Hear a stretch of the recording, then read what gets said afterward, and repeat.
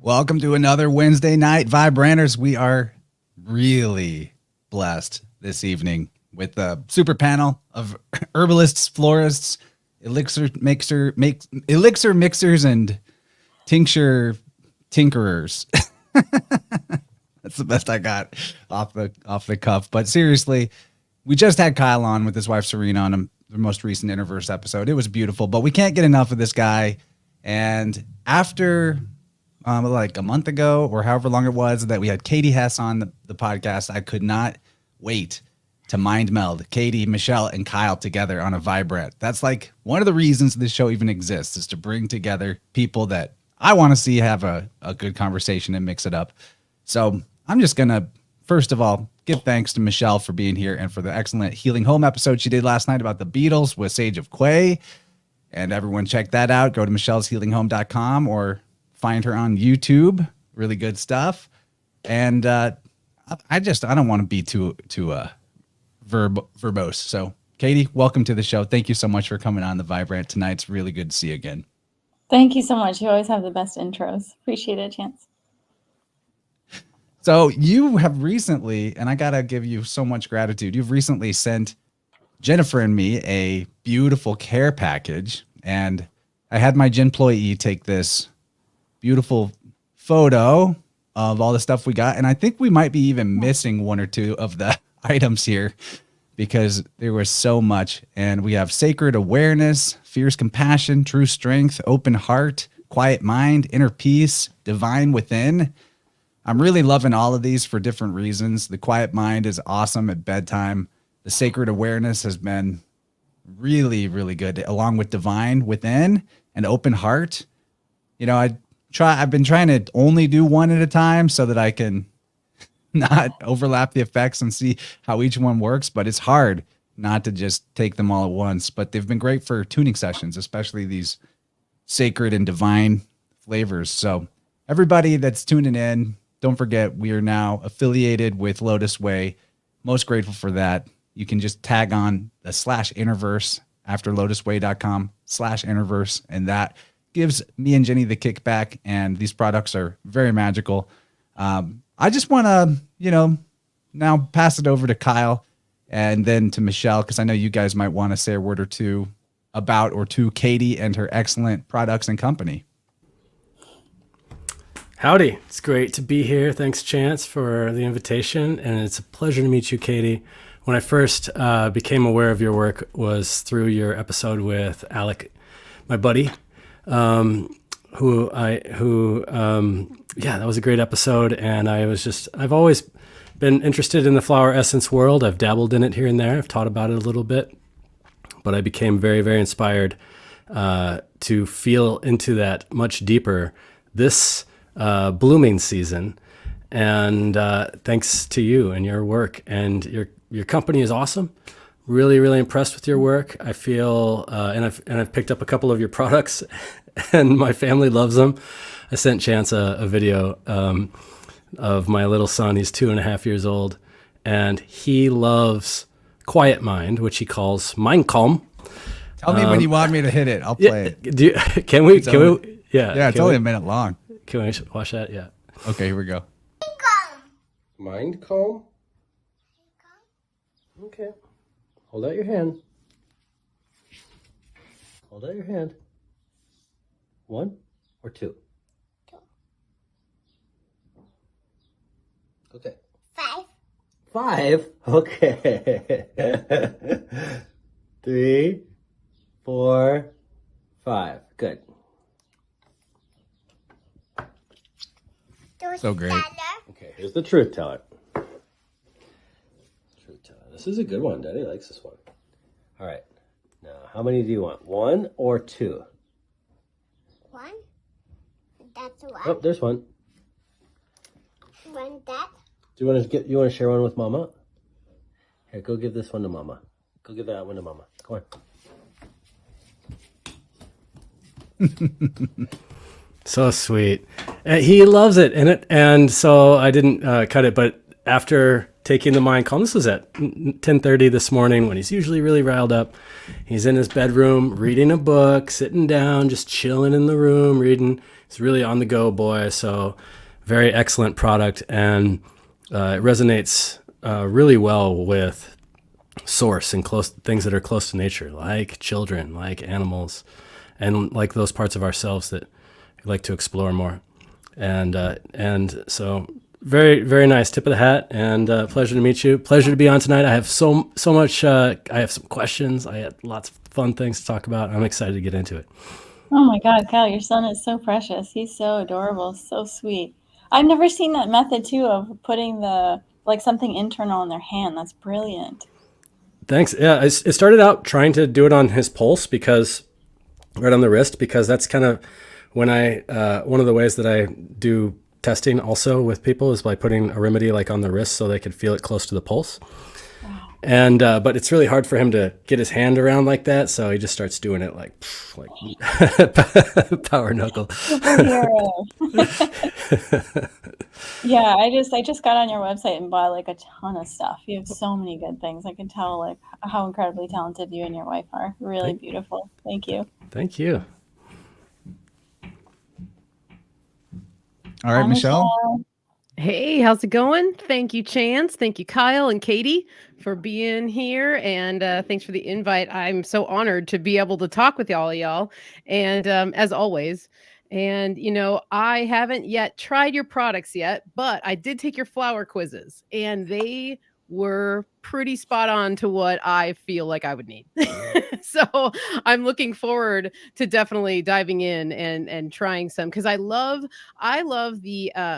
the mists, like the idea of a mist with flower essences. And I love elixirs and all sorts of things, love making them too. But when I saw the care that's been taken and the attention to detail as well is something that I'm always looking for in products and people and what they're bringing to the world. So it's really awesome. And, flower essences for me have been a really big part of my herbal journey, kind of like from the get-go. And I think one of the reasons for that was because the accessibility and how easy they are to make. And I know that you talked about that with Chance on your episode. And that's one of the things too that I always really kind of lean into when I'm even teaching others, because it can be really intimidating. Just the herbalism, the study of flowers, and how all these bottles of tinctures and oils and things are created. And sometimes people who don't have a background in it might get so overwhelmed that they kind of don't start. And I think that that's why I love things like flower essences and gem essences, because of that just like very accessible, very easy to make and to store. And I also just want to start off by saying I brought flowers for everybody in honor of our chat today, just because, the flowers right now by us, we're in the Pacific Northwest, so we have a lot of wildflowers coming through. So we've got some lupin and rose campion and oxeye daisy. I got some mustard flowers from the garden, some California poppy, and lavender. So these are just some of my favorites. And I love too, one of the things that I want to talk about today is the fact of, or just like how we see flowers and their shapes and their colors change throughout the season. And when I brought this in and I made this bouquet, I'm like, this is such a wild flower bouquet. Like it just has that like spike shape to it. They're going all over the place, but there's this beauty in the chaos. And sometimes you'll have a nice tight bouquet that's all organized and looks very nice, but there's just something about these that they just want to be everywhere because they're wild.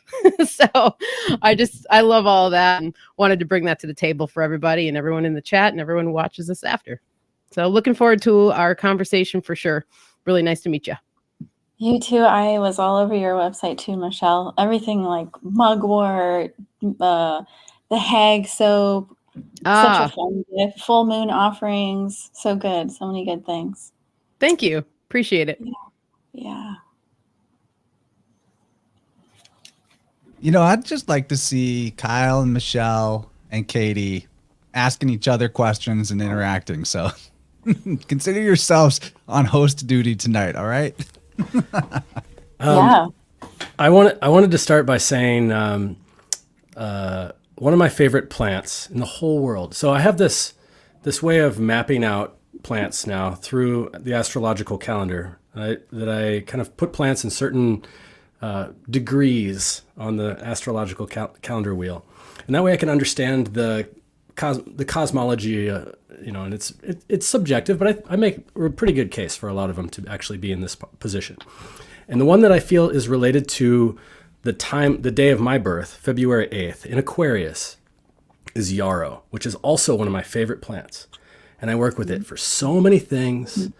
And it is an incredible Aquarian. I mean, it's the heel, it's the Achillea, it's the heels, but it's also the potential charge of, what's the word I'm looking for? Centripetal circulation of our torus field back towards the center.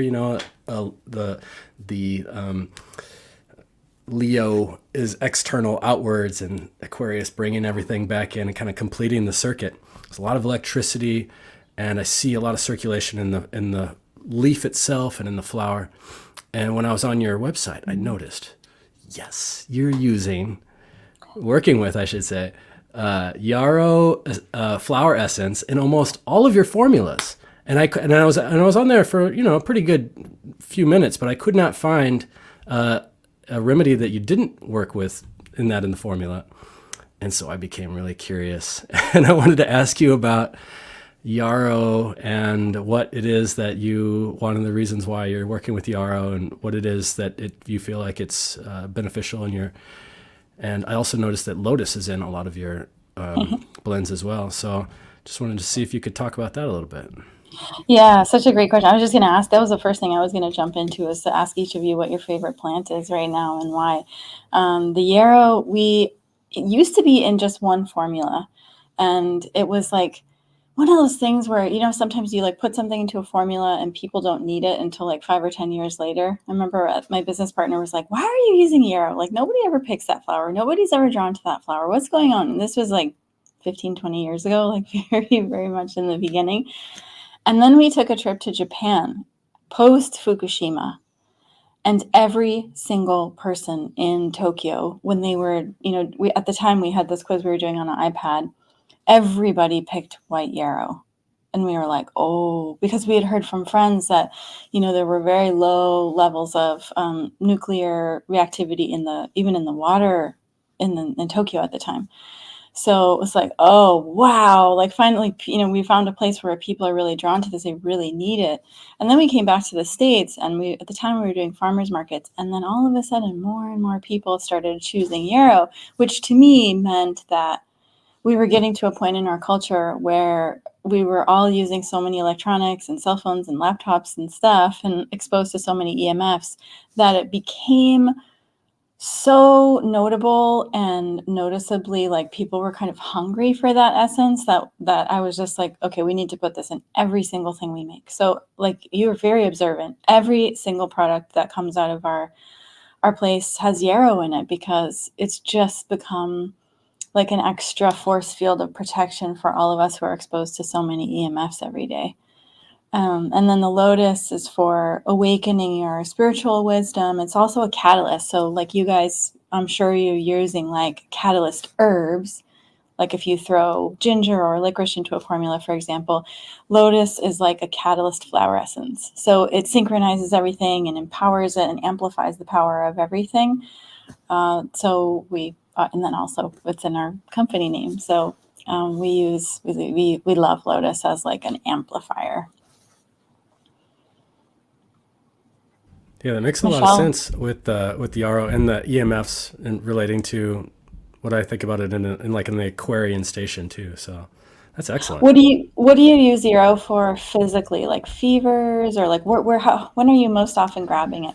It is, to me, the regulator of almost every type of circulatory instrument in the body. So it equalizes the circulation, and from like a Thompsonian standpoint of philosophy, which is like the colonial Wild West American vitalism, it was all about regulating the circulation, because once the circulation is flowing, then anything else can stack up alongside of it and move it. So as a circulatory tonic, as a digestive bitter, as something that tones the colon, as something that would be helpful for improving the blood or stopping the blood, or fevers, or there's so much. And as a digestive bitter that would help with, I guess, liver toxicity in the case of, radioactive. I'm thinking more like chemotherapy type of radioactive, but certainly all of that stuff is going through a liver pathway, and that is in my herbal repertoire, just to make the distinction, because of course you're talking about the flower essence, and so I've never made a yarrow flower essence though, but I was out for a walk today, and today was the first time I saw it actually in bloom this year, so it was calling to me. And also, if you've ever made a yarrow distillation, now that's a really cool thing. It's like a magical trick, because when you make a distillation of yarrow, it actually has a compound in it called azurline, which makes the hydrosol blue. It makes it blue like the sky. It makes it blue like the sky pouring down water, like Aquarius. It is azure. It's beautiful, and it's hidden. You won't find it if you open it up and look through all of the plants or anything like that. You'll never find that blue part. It has to be magically coaxed out of it. That's so crazy. What's really funny is when I collected that essence, I was in British Columbia, and I'm kind of embarrassed to say this, but at the time, it was a long time ago, I didn't know what it was. So I wasn't familiar with the plant. And it was one of the first flower essence collection trips I had done. And I was walking along. It was this really weird collection trip where it felt like the animals were showing me what flowers were going to be needed the most. And at the time, I had seen a huge black bear. I had seen a butterfly was following me around my head. And then after that, this beautiful shiny snake came out of the bushes, crossed right in front of my toes, and went off into this huge patch of white flowers. I didn't know what it was. It was yarrow. It's the snake was telling me, you need to collect this flower because so many people are going to need it. It's but you know what? I was things going to like ask dandelion that is all over the place, super common, at least on roadsides around here and in the Midwest, which to me says, yeah, it is probably needed by most people, or could be of benefit to most people, because nature has this tendency to put what people need near them all the time. It's amazing. For sure. And I was curious, Kyle, if you've seen that more people need yarrow as an herbal formula in the last few years. Yeah, for sure. As a matter of fact, I think it's extra reliable. So if I'm scratching my head and I don't know where to put into a formula, or I don't know which direction to go, I can start with yarrow, and then it actually helps improve I think maybe in the same philosophical manner, working with it in a physical herbal oral tincture in the same degree, on a different resolution with a flower essence, is that it's just it just helps blend the other plants better, and I think it's I think it's just reliable. That's the way I would put it. It's reliable. That's so cool. Yeah, I think so too. One of the things that I thought of when you talked about the sky connection and the blue of the hydrosol and the distillation is the umbel flowers always remind me of the firmament. And so there's that double connection to me, whether it's wild carrot or angelica, or if it's yarrow, any of these umbels, I just see firmament symbolism all over, and that each of those flowers is a star, just like each of us is potentially a star or will be a star or whatever you want to say. So that is one of the first things I think of with that one. And I love the thought of water, flowing water over a wound, because that's always where my mind first goes with yarrow, is wounds. And I like to use it topically a lot, infusing it in oils and using it in wound salves and any kind of skin healing. And then I think that there's also that ability for it to heal the internal emotional wound that could have been caused by the physical wound. You know what I mean? So there is this divine balance that kind of comes from it in some way. And when you say firmament, what do you mean? The idea that we live on well, it doesn't even matter if it's a flat plane, but that there is like a firmament above us and there is a ceiling like that is basically holding the heavens, and there is water above and there's water below.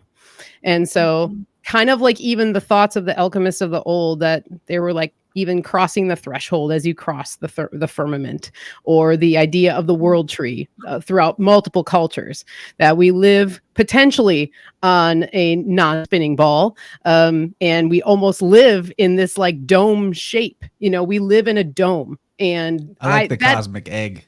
The cosmic egg. Yep. That's like the most beautiful connection that you can make with it. And I just find that there's something there with these flowers. And it's just like something that really came through strongly for me actually last year during our Astro-herbalism series. And I can't remember what sign it was for, but it was while we brought Wild Carrot to the table. And I was out with Wild Carrot, sitting with Wild Carrot, and I was like, holy crap, this is so firmament right here, like in a freaking flower. And then I've just kind of been following that weave and connecting these other umbels, and it's been kind of making a lot of sense to me in that way.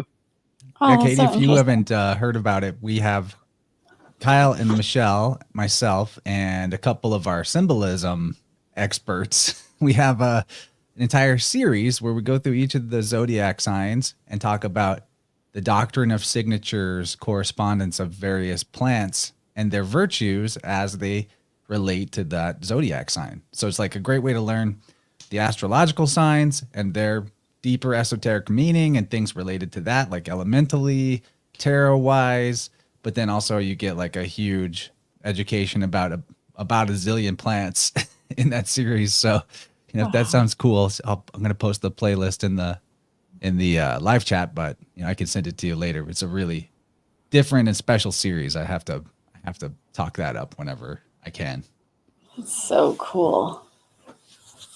And so when you recommend people to go there, is it like they're looking at their like 3 major signs and they get connected to herbs that way, or like how does the astrology come into play?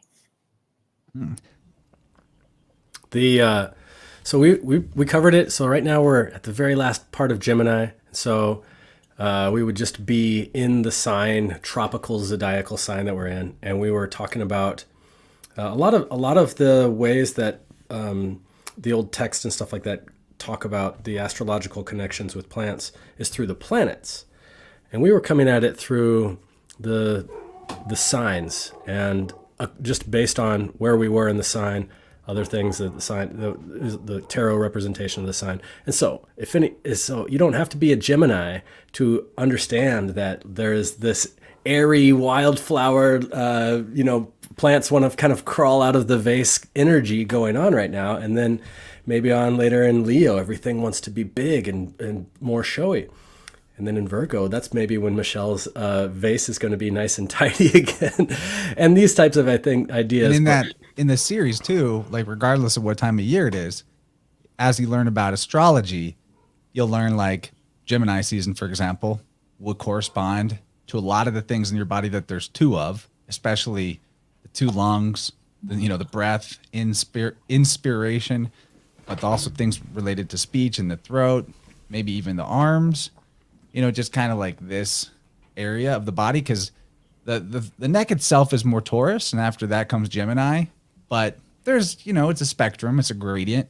And as you learn about the different aspects of the zodiacal man, like the head being Aries or Pisces being the feet, and then you have a particular aspect of your body, maybe like the bones, Capricorn, that you want to help with, you want to help yourself out through plant remedies. You would be able to go to this series and be like, okay, I'm having a Piscean problem right now, or an Aquarian problem right now. And like that lens to understand nature just really changes the game for being able to, without having memorization and definitions and a glossary and like a book with you that identifies every plant and like by the book what it's supposed to do. You start to learn how to talk to them, how they're talking to you through their expression. And rather than needing to memorize it all, it's like you see what it is and how it looks like a part of your body or relates to something in your body. And totally changes your relationship to nature. It's been really beneficial to me as a like armchair plant guy, learning through you guys through osmosis. And one of my favorite things about it too was, we did it for the whole year. So we did all 12 zodiac signs.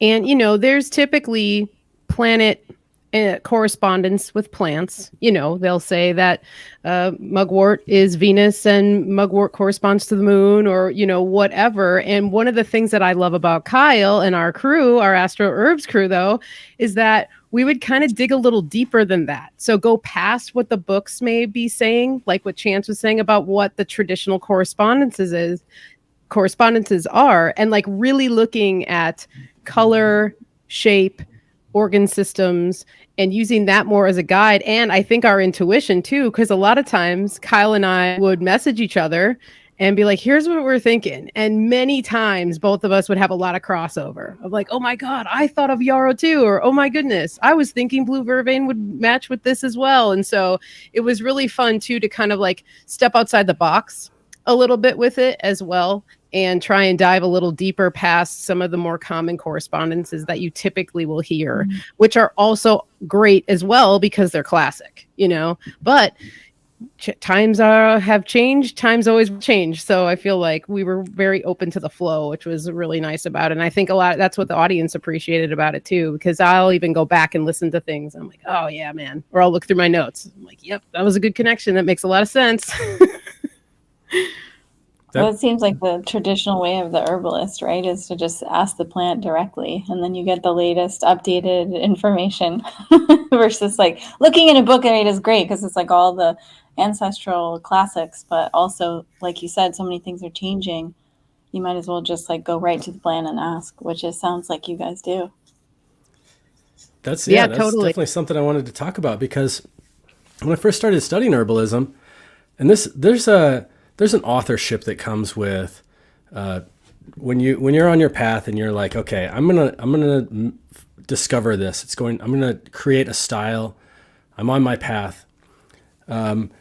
You might reach a point in that sincerity where you're like, I'm not gonna appeal anymore to the authority. I'm not gonna appeal anymore to the books. These are great because they've really helped me. They're training wheels in a way, though. And so when I was learning about herbs, and this is not for everyone, but for me, I would read the book and then something would come up, or I would see the plant in the field and I would try to remember, what did the book say about it? And it took me a while and the right teacher actually to teach me the scaffolding of how I could learn plants through the perception, through the senses, which was more of a material expression of learning the virtue. So learning about how they appear. Okay, if they appear this way, then they can do this. And if they taste this way, then they're doing these things in my body. And then after I had that vocabulary, I didn't need to know what the plant was. I didn't need to look in my field guide at what the plant was. I didn't need to look at the plant identification app, which it is now. All I had to do was sit with the plant, look at it, observe it, taste it, smell it, and be in the environment. And then those virtues I'd be able to stack them up. And then I can go write the book. Or I could go to the book and be like, you left something out that like the plant told me. So in my flower essence journey, I found myself in that same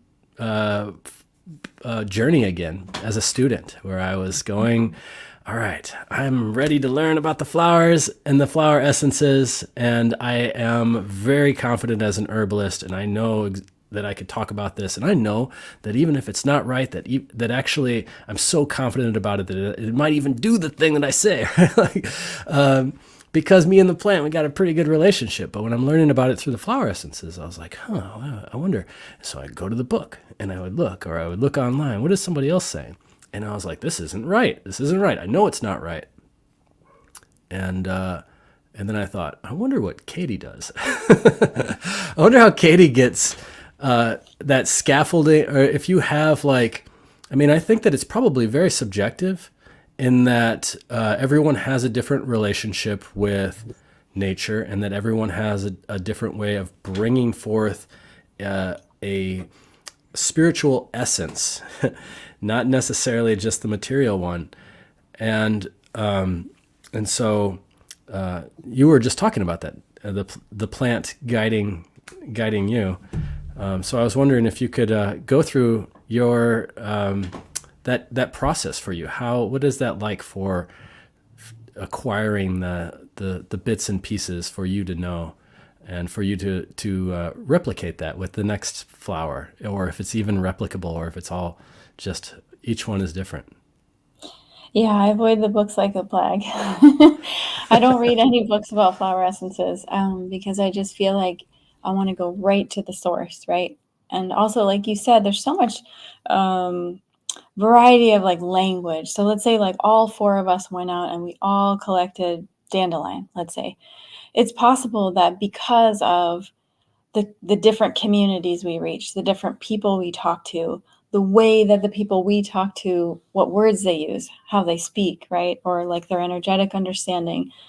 It's possible that all of us would get slightly different information from the dandelion about what it can do for the human body, right? And it's not necessarily that they would even be opposing. It's just simply that like the language that comes out is suited for whoever I could reach, or whoever Kyle can reach, or Michelle or Chance can reach, right?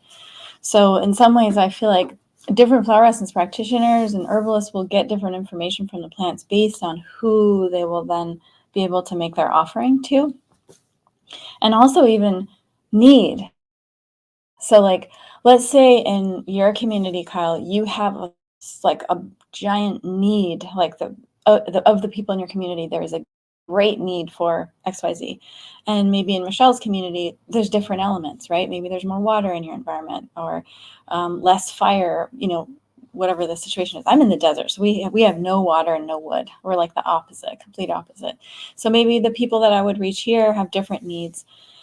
And based on that need that comes through the collector as kind of like the connector, the plant constituents can actually change. And, I remember being so geeked out about, I'm sure you guys are familiar with the work of Stephen Herod Buhner. Such a cool guy. I was so sad when I found out that he took off from this planet. Such a cool guy. And in one of his books, I remember him he was like quoting some research where they showed that if you, correct me if I'm wrong, because you guys have probably seen this, but it was like if you were to tell the plant, hey, I have a need for this, right? Like I have a rash or something. Can you help me with this? Within 24 to 48 hours, the actual chemical constituents in the plant would alter themselves to be of benefit to the person asking. And in my mind, I'm thinking, and that's for physical remedies, right? So if we're talking on like an energetic, emotional, mental, etheric level, or electric level, right? It's got to be even faster. So like if there's somebody in your family that has a need for something, right? Because they're blocked in a certain area, that energetic system's got to be like able to shift itself a little bit faster even than the actual chemical constituents. So I think there's a lot more unseen magic in a sense, or maybe science, you could call it even science, that's happening behind the scenes based on the relationship that's occurring between the plant and whoever is approaching the plant. So yeah, I mean, I avoid the books. I just go straight to the plant, or I ask the earth, can you tell me specifically what this flower does or this plant does, and tell me in the words that the people that I will reach in the next few decades need to hear it in.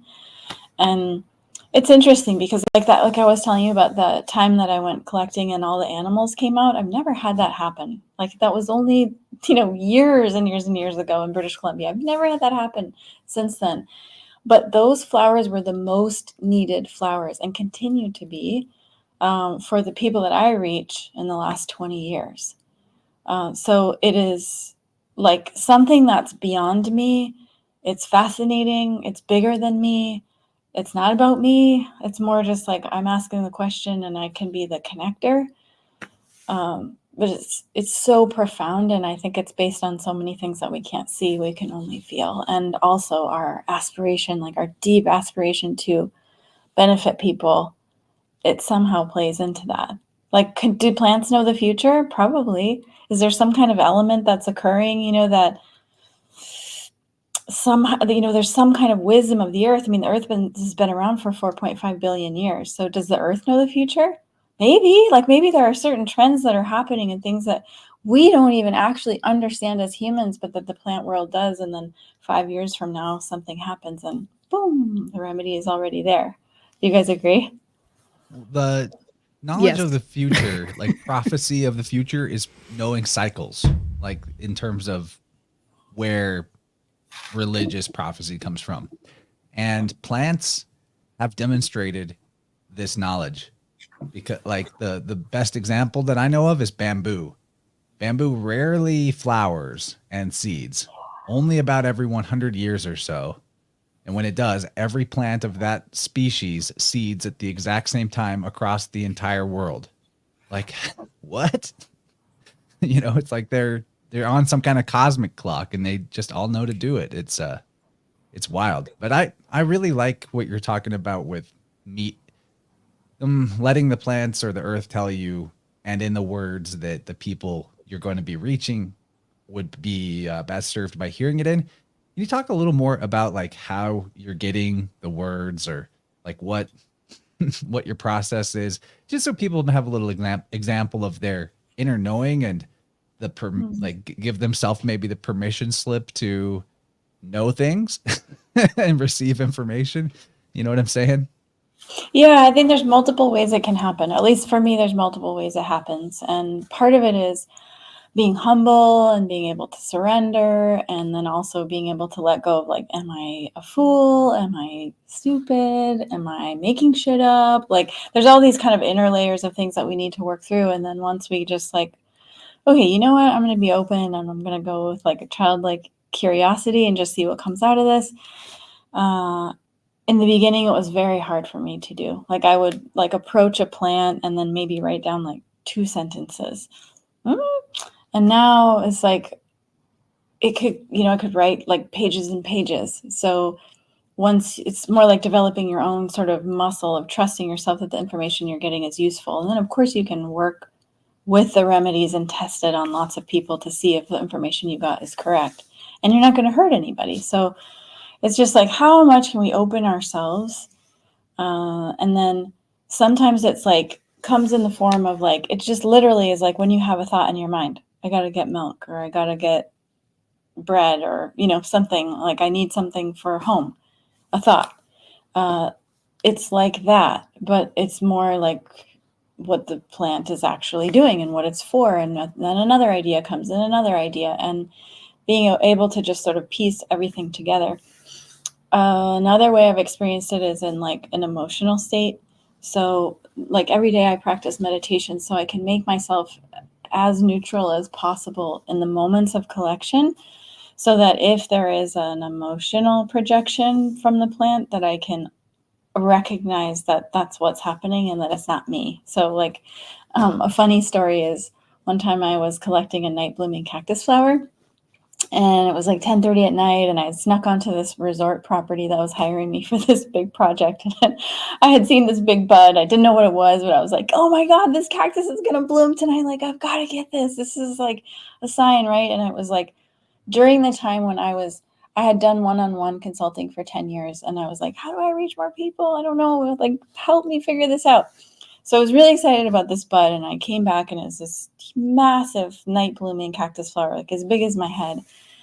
And I remember the security guard came around and he was like, what's this lady doing here at night burning incense next to this cactus, right? So my friend kind of talked to him off to the side about fishing while I cut the cactus flower off into the bowl and put it in the back of my car, because I thought there's no way I'm going to be able to let this infuse for a couple hours here with this guy in the golf cart.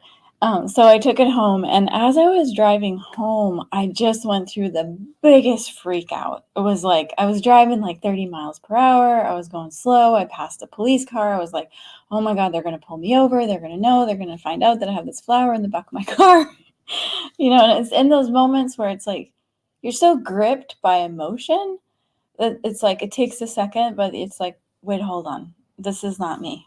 This isn't me. This isn't logical or rational. This is the flower showing me like this is the imbalanced state. It's like paranoia, fears, self-limitation, right?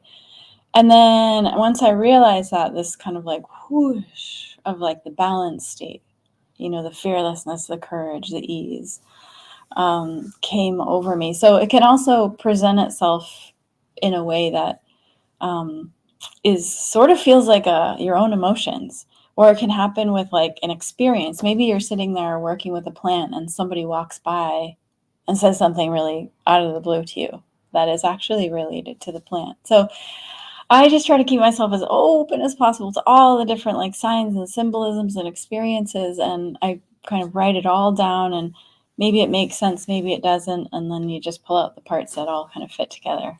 Is that what you guys do too? That is exactly how I would describe this recent experience that I had, and actually validating that really, really interesting.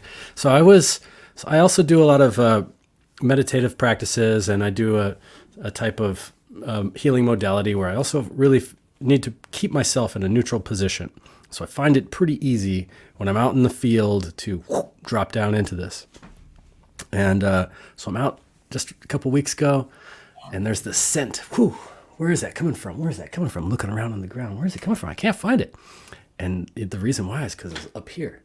And it was the grapevines. And they were in flower, the beautiful flowers of the grapes. And they're so frilly. And I was just enchanted.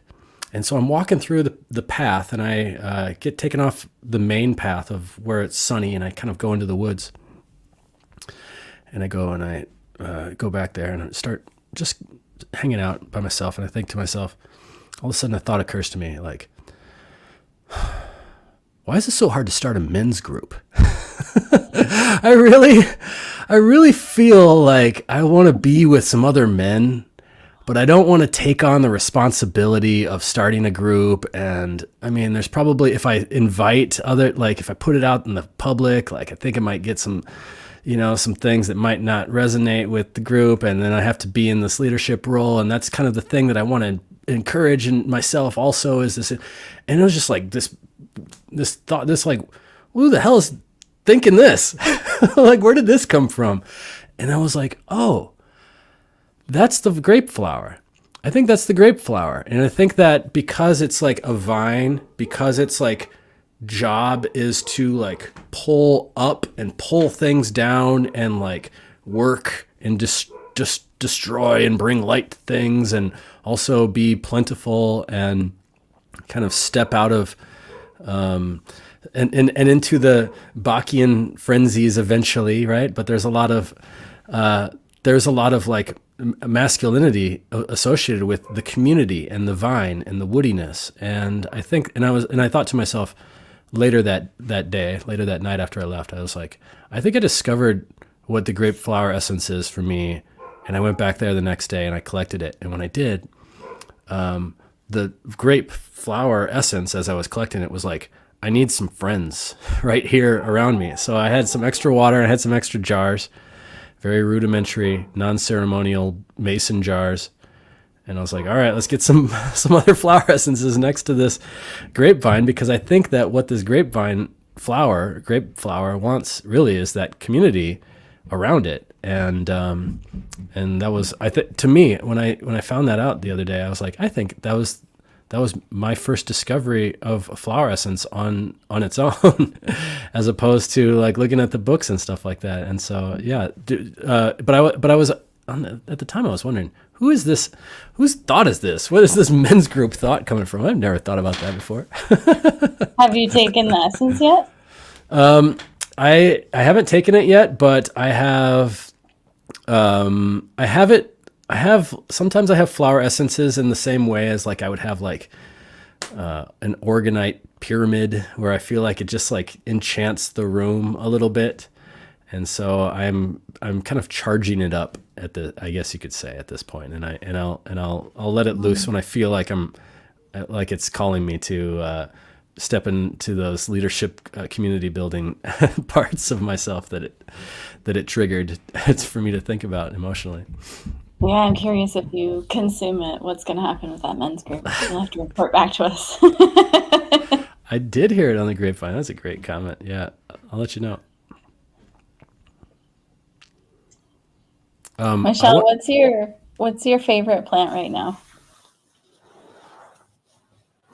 Well, right now, I feel like it's right now and always and forever. It's mugwort. And mugwort like comes through for me so strongly a lot, but this year stronger than ever before. And I think it's because I've begun to explore the Venusian correspondence to mugwort over the moon. And as soon as I started doing that, mugwort was like, "Thank you, lady. I want you to look into this and talk about it." And I just really have been diving down this deeper mugwort rabbit hole than I ever have before. And actually, the flower essence that I've been working with the most over the past like maybe handful of months is mugwort. And I made a flower essence, and what I did with it was that I started it in the day in the sun, and then I wanted to allow it to be outside overnight so that I could gather like the balance that I feel like mugwort can bring to like a night and day consciousness or something, or like trying to blend that. And it's been really profound, and I've been using it in all sorts of ways. But like even last night, like taking it internally, and the dream that came through was just like kind of next level. And my dream life is very active already, but whenever I employ something like mugwort, it just like comes through even stronger. And there's something more mystical when you're using the flower essence of mugwort for dreaming versus the tincture. At least that's been my experience. So I'm not sure if anyone else has had that experience with flower essences being just that like extra level. I'm sure you guys feel that same way. But one of the thoughts that I wanted to bring up that I've been having about this while I was kind of like thinking about our conversation was the fractal nature of flowers and us and the universe. And what I keep finding is that like the flower essence kind of allow us to tap deeper into our fractal. It's something like that keeps coming through for me. And I don't know if you guys like have any thoughts on that, but there's something that's kind of coming through for me in that respect, and wanted to bring that to the table. Tell me more. What do you mean by fractal? Like if you had a fractal, what does that mean? Yeah, like that infinite part of all of us. Like, I don't know if you ever think about like the toroidal nature of the universe or us, or like our hearts being like a toroid, and that there's a consistent like in and out energy, kind of like that electrical pulse. And I feel like flowers kind of have that same thing. Like even when you were to look at them, and if you could like run it, if you could have an image of a flower run like in a loop or something, I feel like a toroidal fractal nature or like visual would come through for you. And I kind of feel like we're all these toroidal fractals just like walking around everywhere. And I think the trees kind of, we mirror trees in a way too, and trees mirror us. And I find that they're kind of one of the best examples of a fractal or a toroid. And so I've just like kind of been starting to think about flowers and flower essences more in that way, of them being the like maybe a missing link or a key to kind of just getting to these deeper levels that sometimes other things can't get to, or we can't even get to. And that's always been my experience as well, of taking certain flower essences during certain times of my life and having like overwhelming emotions just flow, but feeling okay about it. Just like your experience in the car. It's like that cactus flower, just having that essence in your car, you having handled it, you having the intention, like that cactus flower was kind of like bringing its spikes out for a second or something for you, or like it was trying to poke something in you to like awaken, even though you maybe like, who wants to feel anxious and all those things, but you had to in that moment for some reason. Like that was the awareness that had to come so that you could find out within your own fractal what you could do to calm yourself down without using anything else. Like you didn't have something that you took or anything else. It was like you found that within yourself. And I think like that's kind of where my mind or my heart goes when I put out that energy with the fractal stuff. Yeah, I guess I think of it in terms of like ripple effect, and that maybe that's like similar to what you're saying, where like we see it with families when like one person in a family is working with flower essences and the rest of the family members aren't. You see that over time, actually the family members also get the benefit, right? There's this kind of entrainment or sympathetic resonance that's happening in the family. And then, you know, I've also had clients say when they're like way into the process, maybe like 7 years or so in, I had one woman come to me and say, you know, I know this sounds weird, but I feel like my whole family is changing. Like my brother went sober, everybody's getting along with my stepmom. We went on a cruise together. Like I just like, and I don't really know anything that's really changed about the whole dynamic, except that I've been taking flower essences for 7 years. This is what she said, you know, and it was like my original flower essence teacher. That's kind of how he hooked me in. He was like, well, if we can get 3% of the world's population taking these remedies, it will create enough ripple effect, or, you know, what you're talking about, to where it could change the outcome of the future on the planet. And so I think it's really interesting to see, you know, they've even done studies. One of my favorite studies that they did in the US is for 10 years, they looked at happiness levels, and they found that if your friend's friend, someone that you don't even know, becomes wildly happy, it has more of a beneficial effect on you than if someone puts $5,000 cash in your pocket.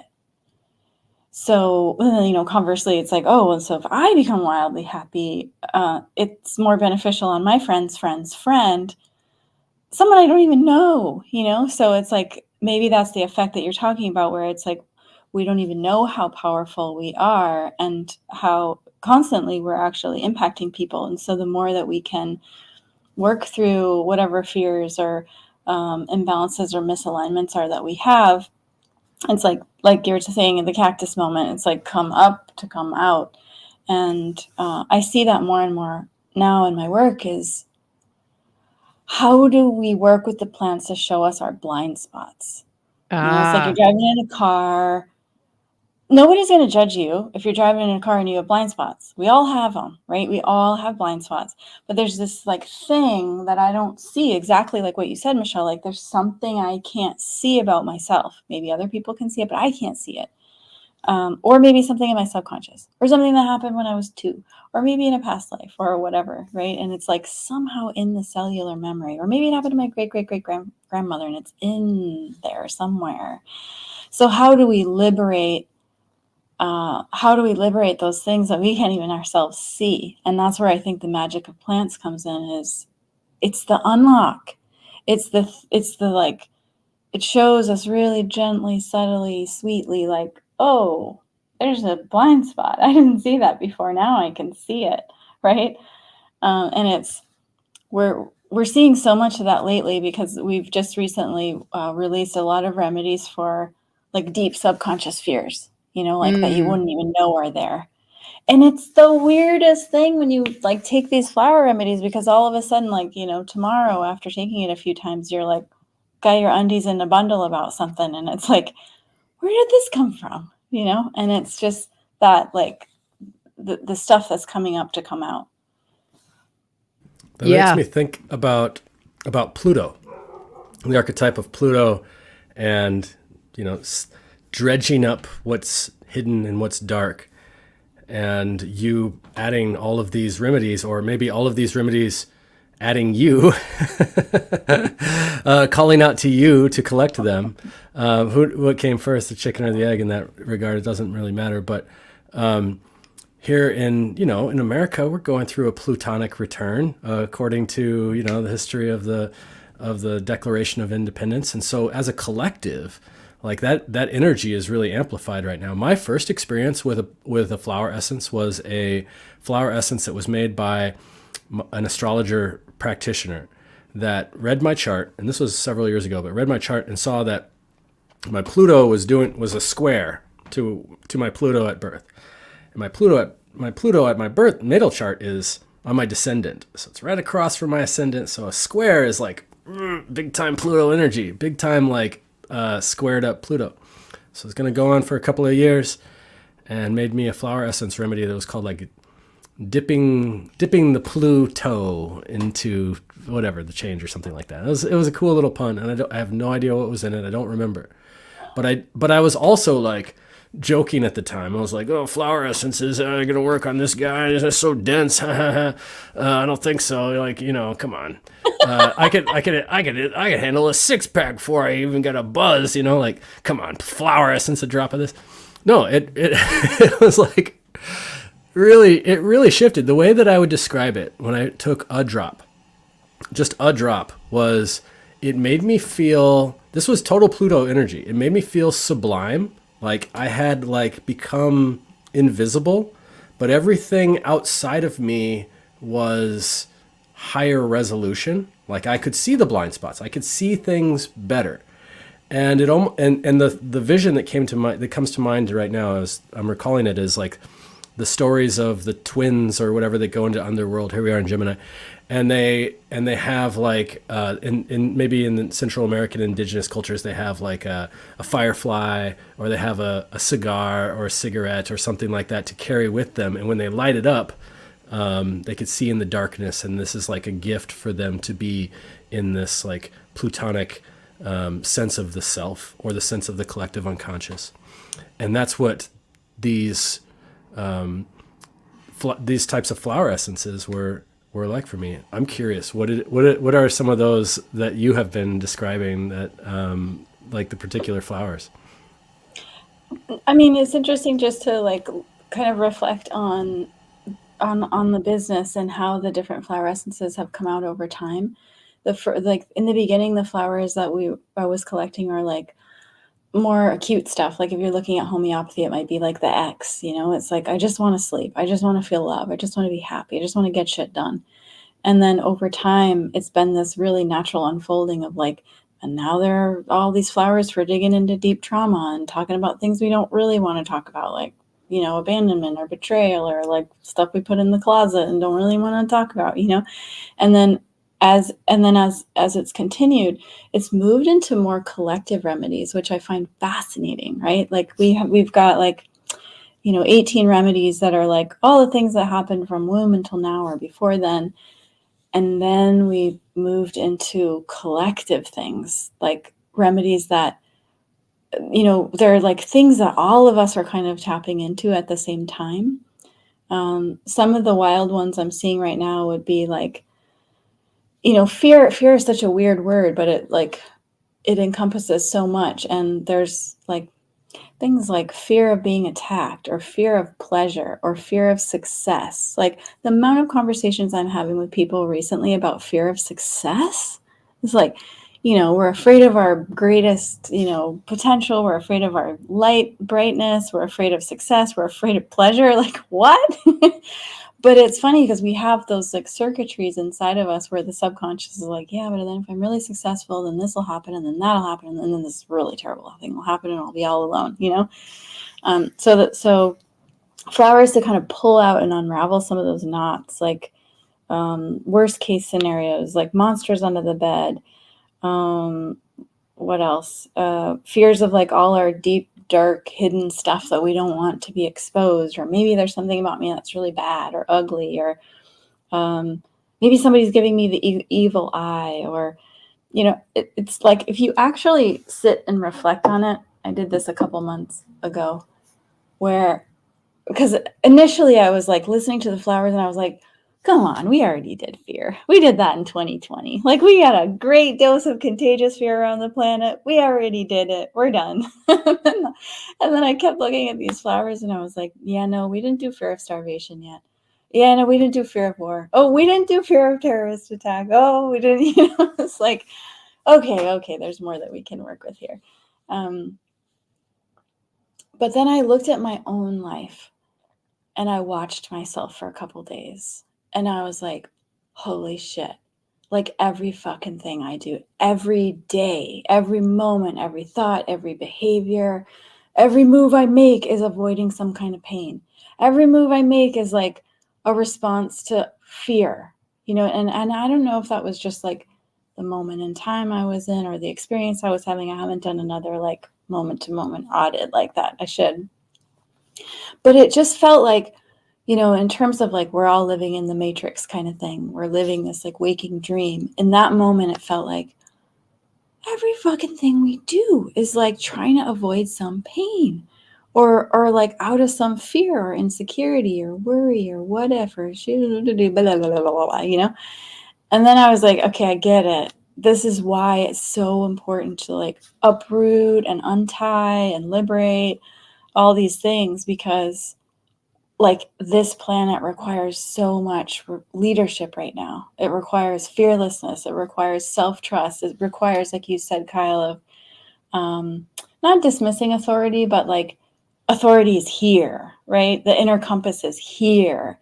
And looking around at all the different types of people that are in the world and really wanting to empower people, you know, and put the power back into the hands of the people. And I think that's like the net effect of what happens when we untie ourselves from these fears of separation or aloneness or, you know, whatever the illusions are. I'm going to weigh in on some of the stuff that we've been talking about here. Starting with the question from several minutes back about if flower essences like connect you to your fractal, or like what is that fractal? And I talked about this a bit whenever you were on the InnerVerse episode, Katie, but the great Stacy P, one of our audience, she sent me the Radiant Energy elixir from LOTUSWEI. That was my first exposure to you or your stuff. And I immediately felt connected to my fractal, if you will, because the first time I used it was before a biofield tuning session, and started using it before all my sessions until I used it up. But now I've got some other elixirs that are even more geared towards that idea. At the beginning of every session, I always invoke the source, singularity of all life, and that which creates and sustains existence. You could call it the higher self, but it's more like the higher everybody's self, in my opinion. I mean, that's what makes it the fractal. And what I noticed after I started using the flower elixir was that a higher percentage of the time, like almost every time, the sessions I was doing, you go through in any practice as a practitioner, right? You go through stages where something changes or clicks for you, and then all of a sudden all your sessions are kind of that way from then on, you know? I'm sure you can relate to anything you're practicing, right? And what happened after I started using the Radiant Energy was I would get a sense of the theme of what the tuning session was going to be about immediately, as soon as I started, rather than kind of like exploring and searching around and trying to piece it together. And then by the end, I'm like, well, this was the theme. See how it all connects. I had the header, and then I was finding the bullet points instead of trying to figure out how the bullet points made a header. That makes sense. And it's been that way since, and very powerfully so. Like a recent session that I was being asked to help with an issue of incontinence for somebody that was too young to be having an issue like that. And what was interesting, how it connects to what you're talking about with fear. And it's like, there's not just fear. There's varieties of fear. There's fears of different things, and how much of our behavior is motivated by a fear or an avoidance, and we don't realize it. And what I learned from working with this person and about incontinence as a symptom is that it had a lot to do with mistaking fear for love, or loving somebody because you're afraid of them.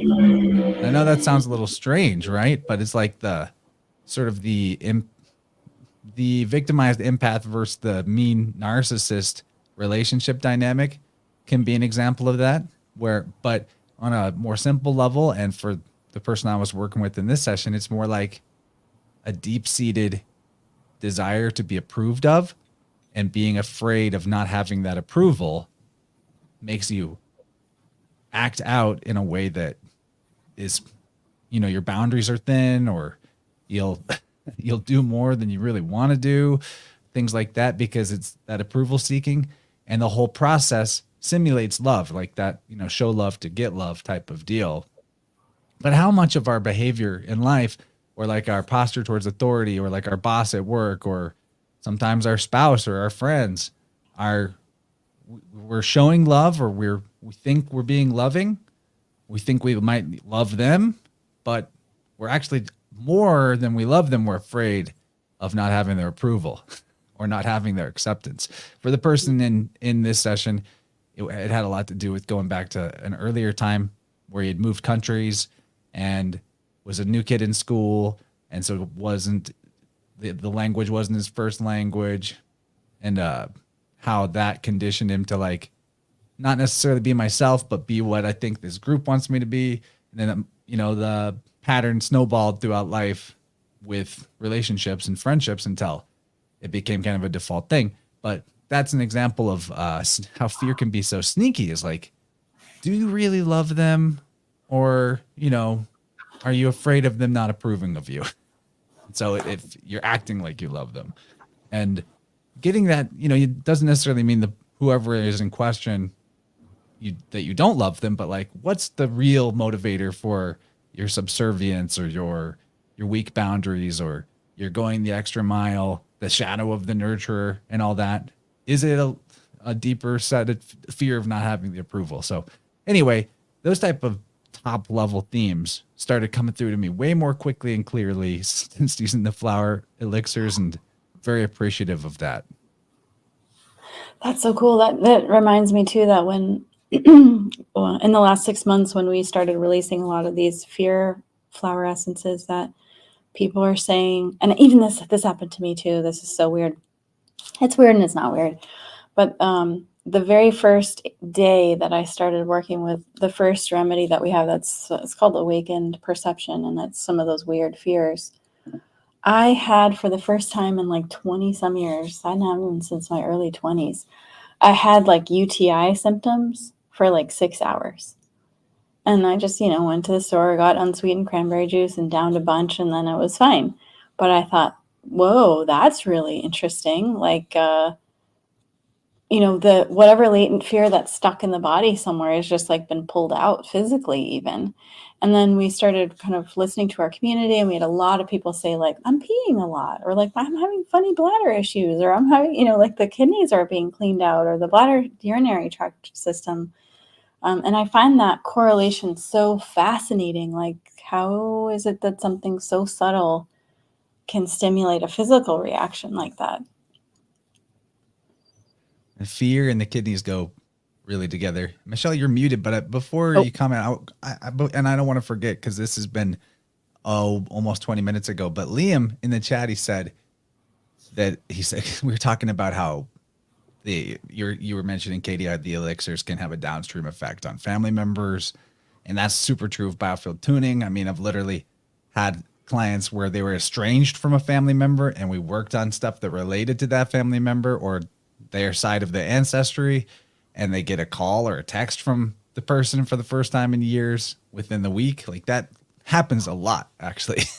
And Liam says, oh guys, so my tinctures and skin balm, I've learned from Michelle, is getting great response from my family, which is bringing us closer, especially after COVID. And they pretty much thought I was probably crazy, ran out of characters allowed in the comment. But I just love that Liam is making a splash with his family from the tutorial videos on making balms and tinctures that Michelle does. That's so cool. So good on you, Liam. That's awesome, Liam. I love hearing that. And yeah, he's been updating too in my Telegram channel that he's been making recipes and sharing them, and people are liking it. And that's awesome to hear, because, that also, I think just maybe them seeing Liam making this stuff is like opening them up to wanting to understand him more, understand plants or whatever. That's really cool. Thank you for sharing, Liam.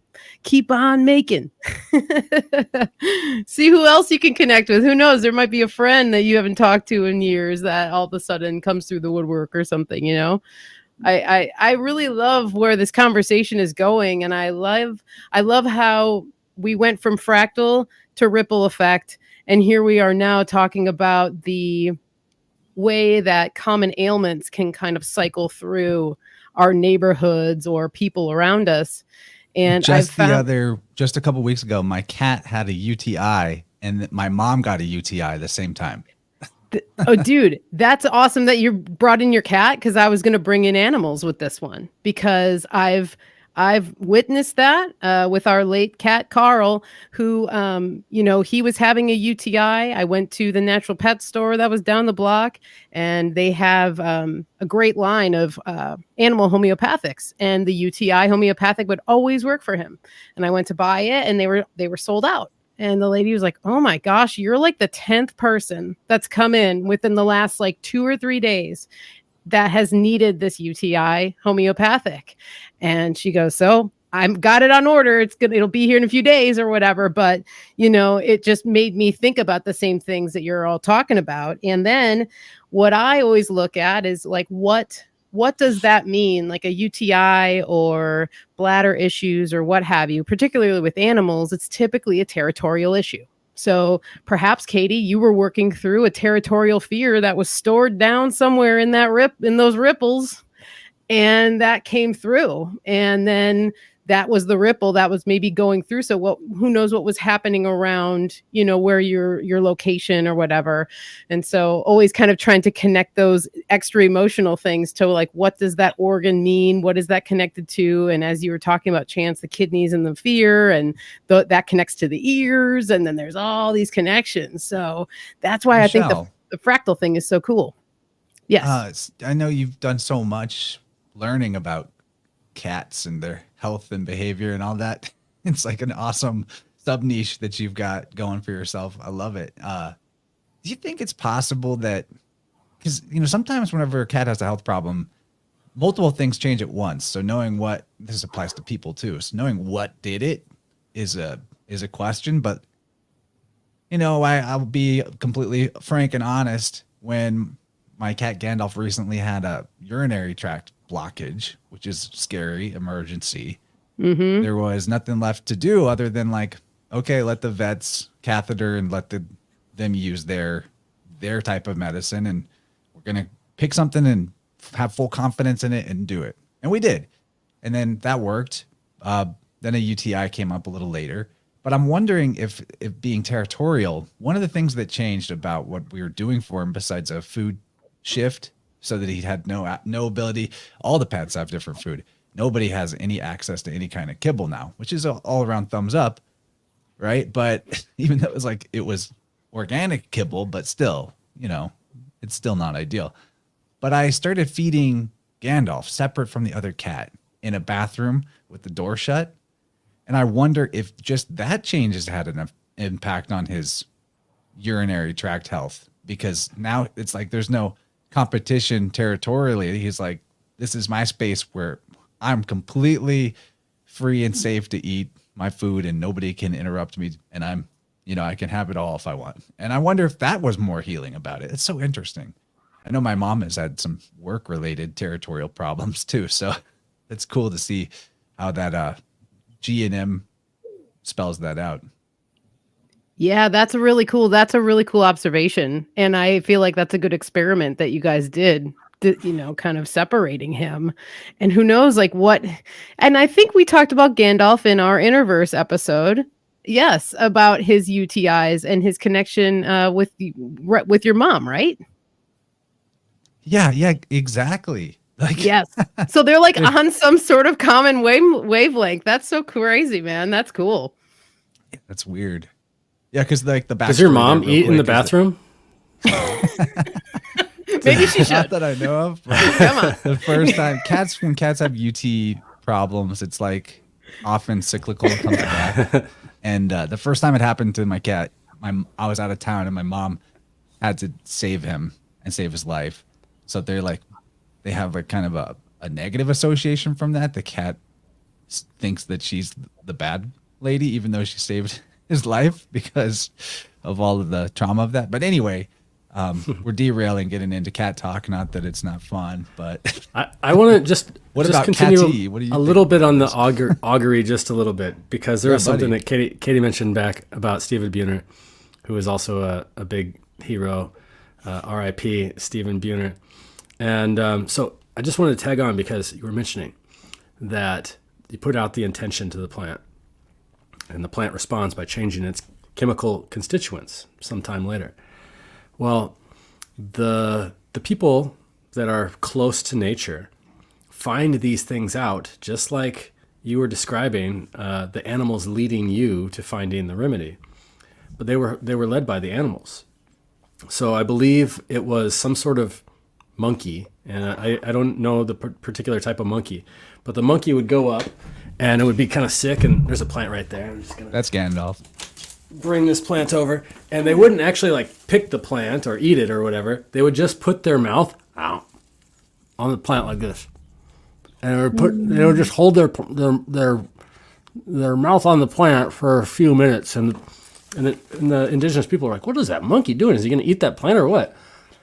And he's just holding it there, and then he would like kind of wobble off because he was sick, and then he would come back the next day and eat the plant.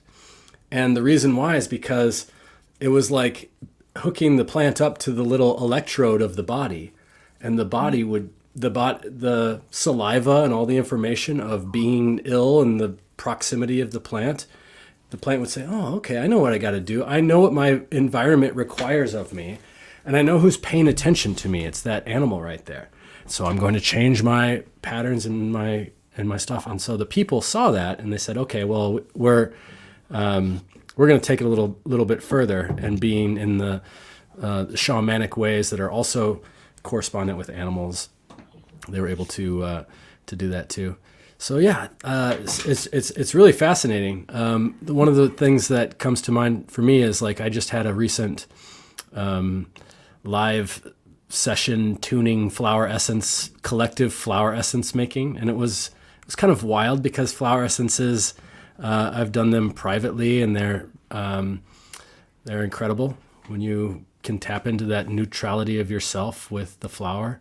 And I've done them with groups before in the field, which is awesome. But I've never done one online, and that's what I did. And so I went and collected a plant that's bare root. It's Angelica artropurpurea. And it's called bear root because the bear go and get it and they eat it, and it's beneficial for all the stuff coming out of hibernation, waking up, and then also that psychopomp energy of moving up and down from the underworld, so to speak, and into materiality and into higher self and guardian angel, and then back down again into our most animalistic body.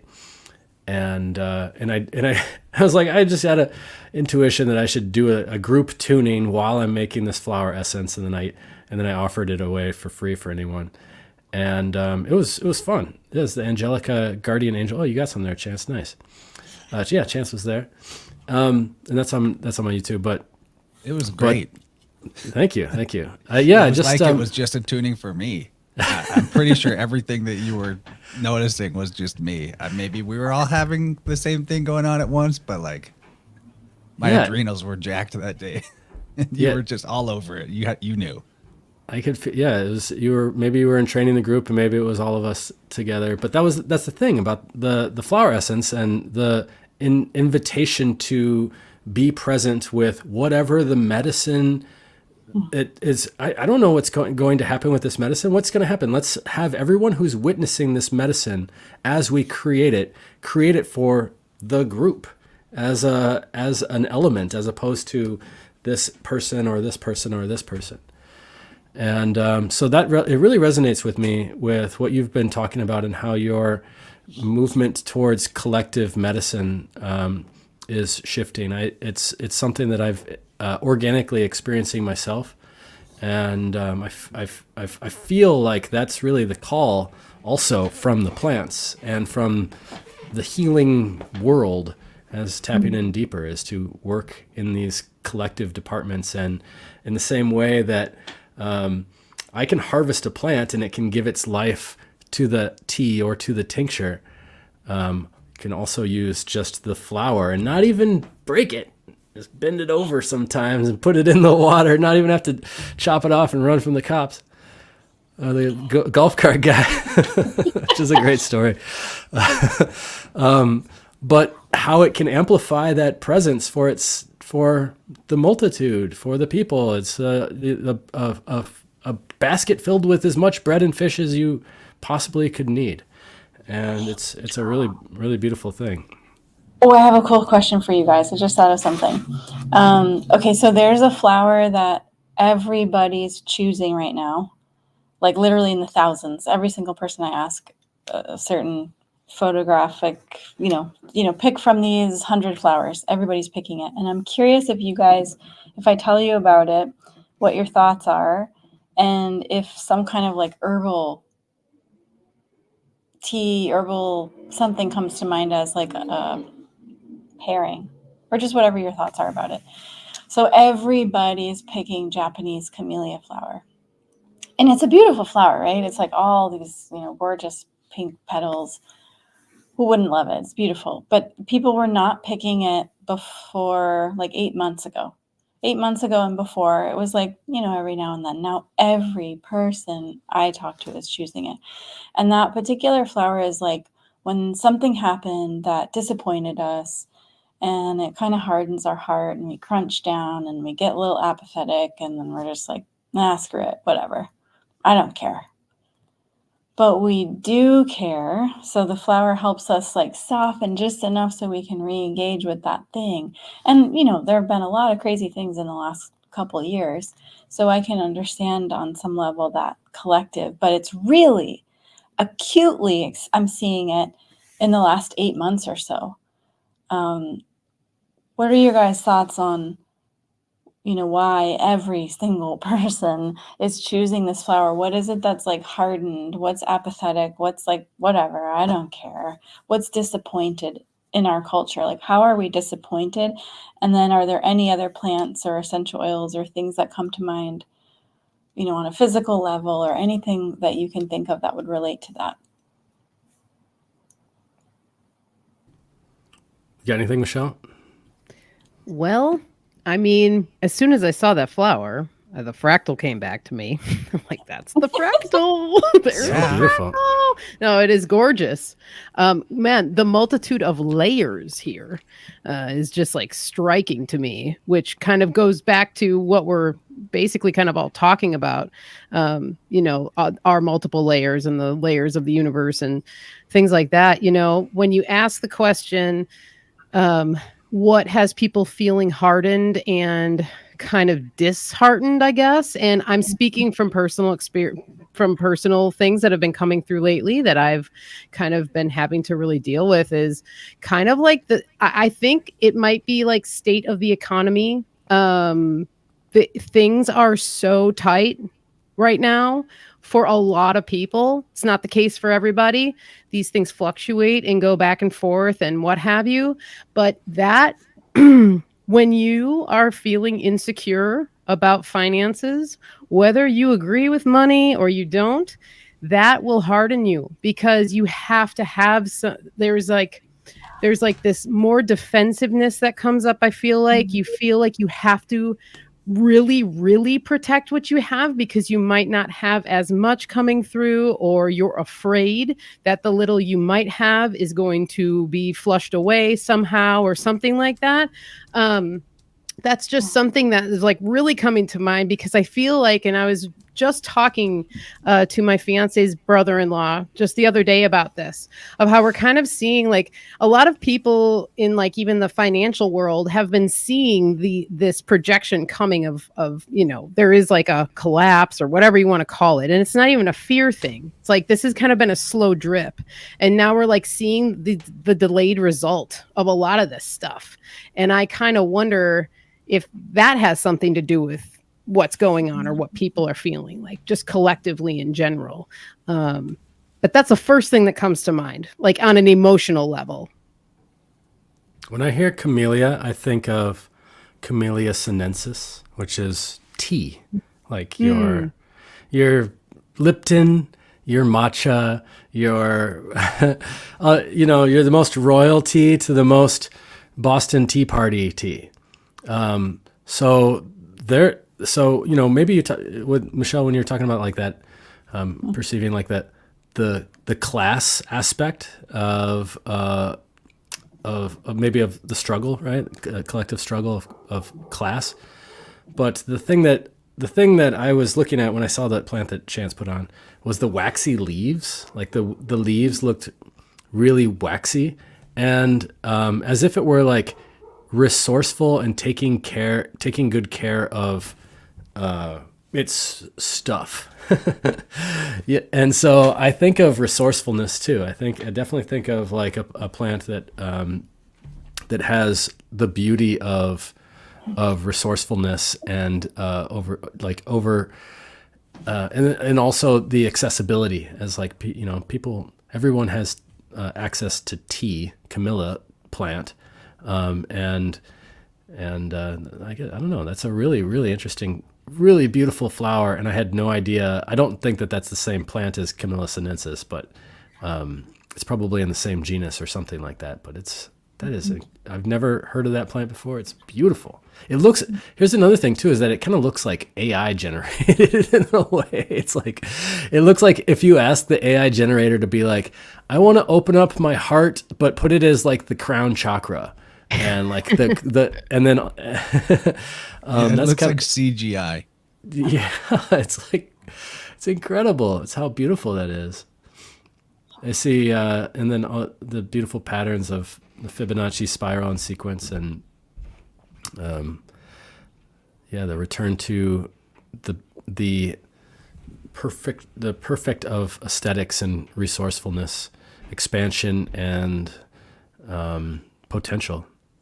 And What I Kyle, want I've to seen. say about real quick about the flower essence and the fractal too, is that if we're, what a fractal is the fact that nature is self-similar across various dimensions of scale. So you zoom out far enough and all of a sudden you have the exact same thing that you were looking at when you were zoomed in really close. And that happens all over the place. And there's like, it's a multi-dimensional fractal in the sense that it's not just one pattern, but it's like patterns within patterns that as you like zoom in and out, you're like, okay, now we're on this part of the pattern. And then it, and that's repeating everywhere too. So it's a transcendental fractal. It's like beyond just one of those fractal generators or something that you would see like mathematically. It's because it's operating on transcendental things like phi and like pi and other transcendental numbers. Right? And in terms of like why a flower could be a really good representative of the entire cosmos or the world, just on an etymological level, I like to remind people that the word cosmos, which means we take to mean universe, it comes from a verb, kosmio, in ancient Greek, that was like to adorn, to make beautiful, to bring out the beauty in something by its orderliness or its adornment. It's the same meaning that is applied to the Latin mundus, which is where we get the word mundi, which is the Latin word for world. And there's other linguistic connections in other languages too that demonstrate this idea that what the world is at its best, the best way to describe the world is the beauty that emerges from order. And what is required for a plant to express its most beautiful aspect, the flower, is that everything needs to be in order. We have a hydrangea in our yard that it never flowers, or it hasn't for years, because the things that it needs to flower have not been in order. That's on us, right? But if, philosophically, we consider that the essence of the world is beauty itself, which I think it is, that there's an intrinsic thing that we experience as beauty that's not even subjective. There's things that people have applied subjectivity to and they think it's beautiful, right? But there's also an innate sense that nobody can look at this flower and not feel the transcendental beauty of it. It's objective. It's baked in. So the more that we connect the things that are expressions of beauty that emerge out of order, the more reasonable, it's reasonable to me to assume that would give us a heightened experience, expression of beauty through our own orderliness. It will get us in order. So that's, my best pitch for what makes flower essences so special, and just flowers so special. What do you guys think is seeking order in the collective?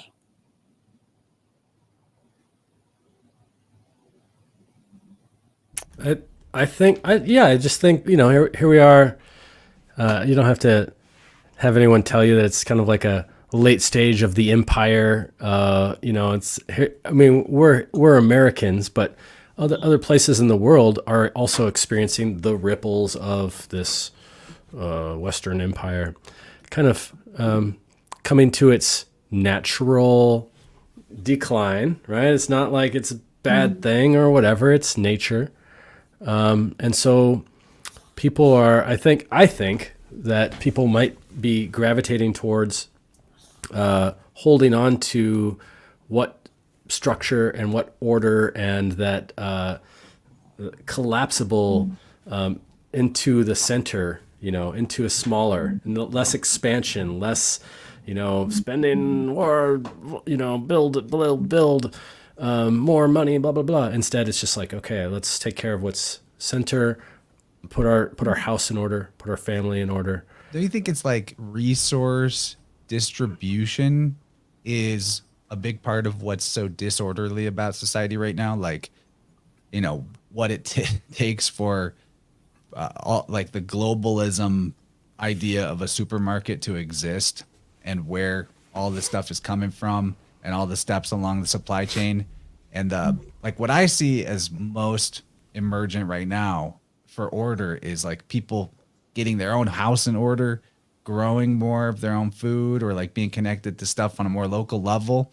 Not because I think the planet is going to run out of these resources, but it's just like the inefficiency of it is wearing us out. The way that 40 hours a week at a job, where a lot of the time you're just sort of making your task fit the amount of time that you're supposed to be there, type of thing.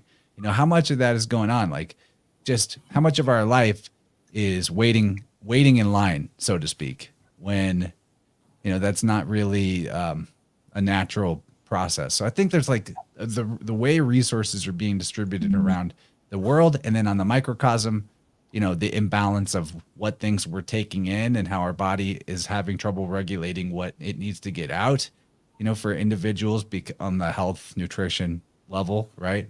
So it's like this to me, that's very Pluto Aquarius type of question. Like, the reform is needed for how the distribution of energy throughout the realm is occurring. And that's where we're at with Pluto, which is the biggest cycle we know of in terms of circumference of time.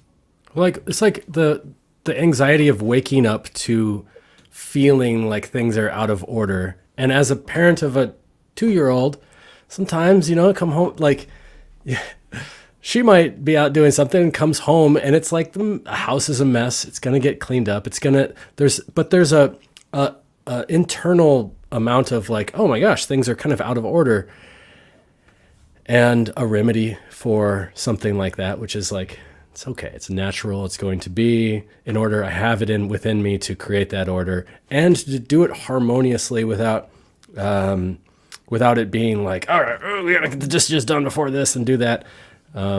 That's not saying that this is that remedy, but on the line of where we're going here, that this is what's coming up to me is the feeling of anxiety of when you wake up and you feel like, or come in the door and you feel like, oh no, things aren't in order.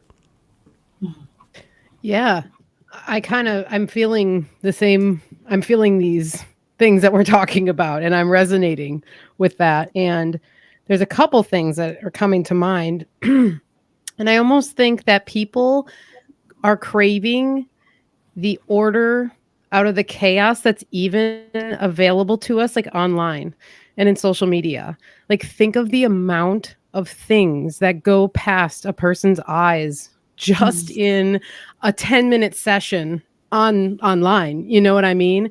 And I almost feel like, as much as it's wonderful, and here we all are, I think that it's so overwhelming, even to us on like a subconscious level, that, and we're all like adjusting to it. It's becoming so normal that our bodies are trying to find the balance. But I feel like there's so much information out there that it's hard to know sometimes even what to follow or what is real, what isn't, that kind of thing. I think we're all kind of craving that, which I think can be a dangerous thing too, because it kind of creates this messiah complex with how like social media is, and there's so many people out there saying they know the way, and then there's a lot of people that are feeling lost, or they're feeling like they're not, you know, in their center or having their staff and standing strong, so they can fall, you know, there's folly in that kind of thing.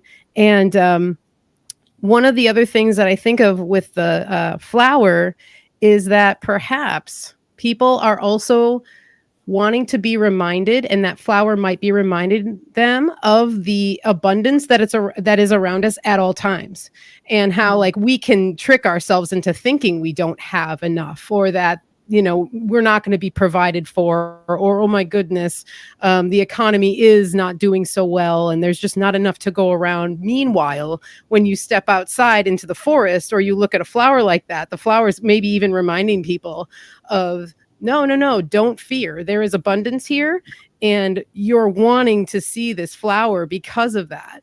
And then the thing that's coming to me, because I have this bouquet here, that could be a potential remedy for these feelings we're talking about, is the oxeye daisy. Because when I look at that daisy, and then I can bring it over so people can see, but it is like the, you know, the quintessential classic daisy, you know, colors, shapes, and everything. And I look at this flower as like a sacred center flower, because it is like the white around that yellow center is just like, it's like a bullseye. And so like, it's asking you to come to me, stand in your center, just like I'm standing in my center. And it has, you know, this very slender stem, you know what I mean? So, and it stands up very straight. It's very strong. And I kind of feel like the oxeye daisy could be some kind of remedy to maybe some of the things that people are feeling right now in that sense, and to help people to just feel a little more secure in their own abilities to create abundance. Because I know that's something that I've been doing as well, of like reminding myself of these things. If I have a fear that comes through, and there's like this scarcity thing that comes over or whatever, trying to be the daisy, be the pole, be the staff, find that staff, you know? And anyway, just those are the things that are coming through right now anyway. Michelle, that's a crazy sync. It's a crazy sync for me. Awesome. Hell yeah. I was just out scouting. I'm doing an herb walk class, field class on Sunday, and I was out scouting in this potential spot, and it was covered with oxeye daisies. And I was like, I didn't have anything to collect medicine or anything. I just came out to like appreciate. And I was like, I'm going to do this. I'm going to do this cool exercise and see if it works for tune in with the flowers, and maybe I could brag about it. And I forgot about it, but you reminded me, and it was with oxeye daisy. And so I was just hanging out with oxeye daisy, and I was like, all right, what's up oxeye daisy? How does it, what's the flower essence for? You know, like, kind of like that, kind of like gruff, you know, like, tell me. And it was like all over the place. And I definitely got the signal, like, no. So I was like, okay. So I kept walking, and I did some more meditating, and I was like, I just kind of softened myself into a state of like, may I please be, please have a little hint now, kind of a thing. And that's kind of what I felt like. It was like, it really there's this shiny center, like the sun. It was the solar plexus. So it was like, for your strong will, here is this moon-like softness for your strong will. Soften the abrasiveness of your action, and you're pointing at us, into something that is like, you know, a little bit more gentle, but retaining the special gift of that, like, of that charge of your will. and it was upright, and it reminded me that of a lesson that I remember hearing about it, that back in the 20s it was called prairie snow, because it was invasive, and it's like one of the first plants that was like, the literature and the invasive, and I don't really think about plants that way, but there's a lot of people out there that think that plants can. I think that they come in cycles, and I think that the prairie snow of oxeye daisy is a great lesson, that it will eventually find its position among the. It'll feel overwhelming to the landscape, but it'll find its little communities within the landscape and within the flowers. So all that kind of came through, and then you mentioned it, you validated it. What an awesome exercise! That's so cool, because we work with, I don't have that daisy in this environment, but we work with this, it's like an African daisy. It's kind of similar looking. And it's for like liberating your inner child, for joy. So I was just going to ask you guys, like, if you were going to make a cup of tea for like softening and tenderizing your heart, what would you make a tea out of? And oddly, this is also really good for, like you said, solar plexus or worrying too much. So there's like a stomach-heart connection. But if you guys were gonna make a cup of tea to soften your heart, what kind of tea would you make? Rose, yeah. Now you got to do the jingle, Kyle. I've had this jingle in my head for like over a year. It just pops in all the time every time I see a rose. Rose, rose, I gotta go where the rose grows, for it's the place that my nose chose. Put it on my grave when I decompose. Thank you. Oh yeah, rose. Oh gosh, that is you were talking about the activator, and I think of rose as being a great activator in a lot of formulas, just because it's like it helps with, especially if you work with the thorns too. And if I wonder if you ever worked with a thorn essence as well as the flower essence, or trying to get those thorns in there to get the Martian principle of like, we got you. We're going to protect you so that you can unfold into the most vulnerable, beautiful, attractive, delicate thing that you can be. Because everyone wants to stop and smell the roses, but the roses would not be able to be anything without that boundary. And so when it comes to the heart, there's the ability to receive from the left side. This is all, I feel it. I'm the empath. I'm going to take in. And then there's the masculine principle, which is, don't touch that, put that down. And I'm saying that because I love you. Don't cross this line right here.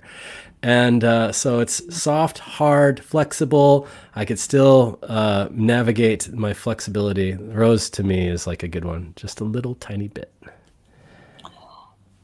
I did think of rose too, and then I thought of chamomile though too, because I feel like that's still and then the oxeye daisy and the chamomile are, blooming pretty well over here by us right now. And so I was thinking about how the similarities between the two. But yeah, chamomile to me kind of really brings that softness that we're all kind of talking about right now. And I think too, like there's a thin line with chamomile as well, which I like, is that it can get bitter if you steep it too long. Like it can be like, it's biting, so you almost have to like really pay attention when you're making the tea, or you have to kind of check in, or, just make sure like, okay, I'm paying attention to this. I know I should only steep it for a few minutes. Otherwise I'm not going to want to drink it, which the bitterness could be hardening. So there's almost like that duality there where it'll soften even the most like, irritated person quickly, but could also make someone irritated if they took it too far and over steeped it or what have you. So, but what about you, Katie? What would you make?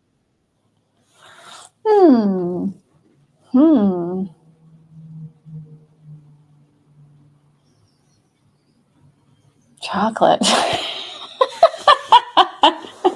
Chocolate tea.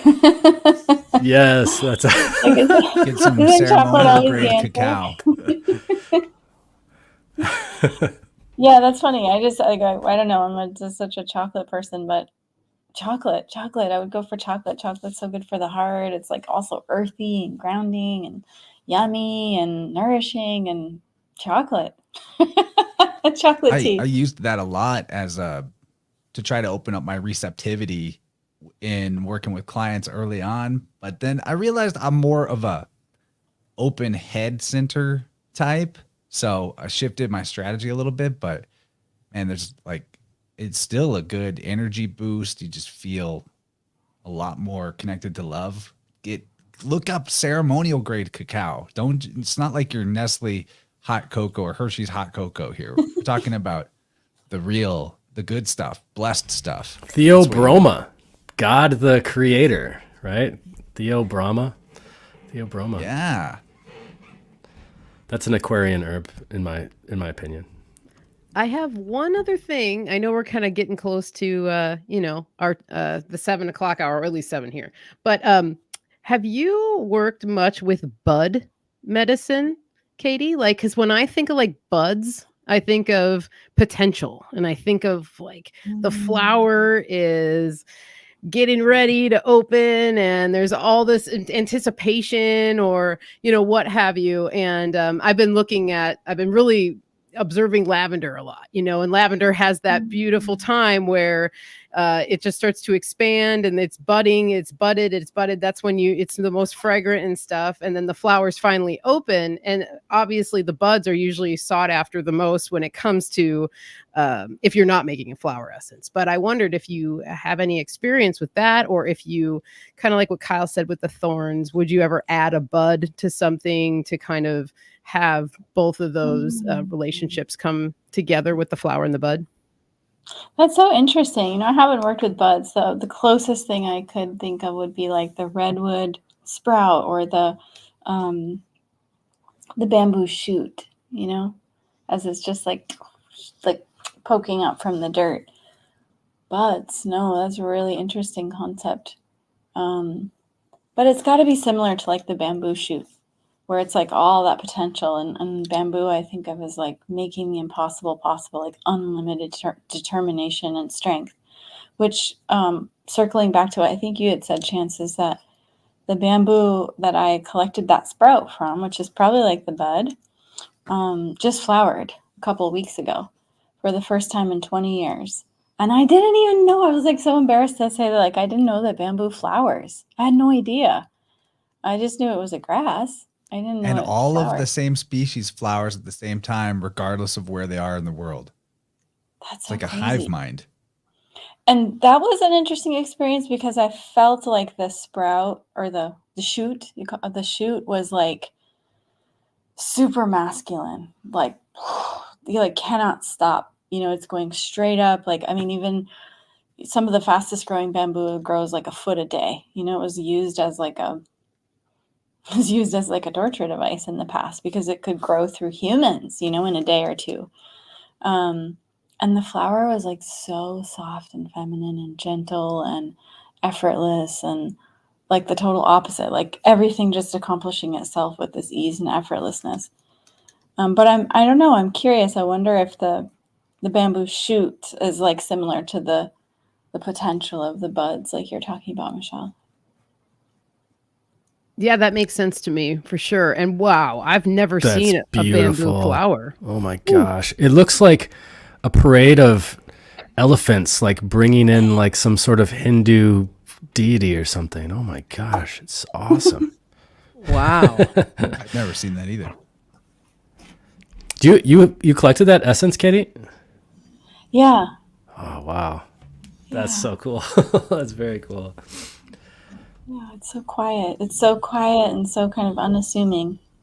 It's such like a juxtaposition of, how you have like all the feminine and masculine in one plant. It's so cool.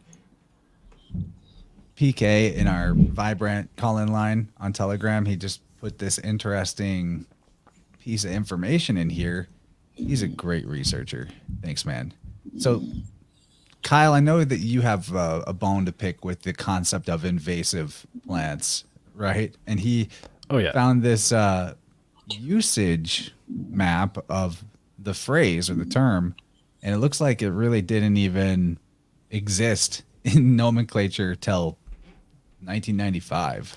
Very I think I think that is also a overlap of a war against nature and more spending by Monsanto and blah blah blah. I really think that word was invented to sell more. It's like a marketing term. Sell more war for pesticide against nature.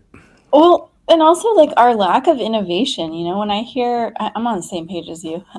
It's like when we hear that something's invasive, I just think to myself, well, it's like ahead of its time. It's ahead of the curve, and we need to like come up to speed and say, well, like, is there some kind of fiber we can make from this plant? You know, is it like hemp? Is it like some kind of medicine that we all of a sudden need to like harvest a lot of because people need its medicine? What is it that it's offering us? I don't buy that invasive stuff either. Yeah, nature's not making mistakes. You know, it's occupying a habitat that was laid bare for some reason or another, and nature's as my friend James from Family Fungi says, nature's a modest woman. She doesn't want to be laid bare, so she allows whatever comes up to cover it. I know that we're getting close to the wrap up, but I have to share this one thing because it's very nerdy and it's far out. And normally on this show we cover this topic a little bit, but a couple years ago around the solstice, it was one of the first times I was making a flower essence in earnest and not just like, you know, screwing around.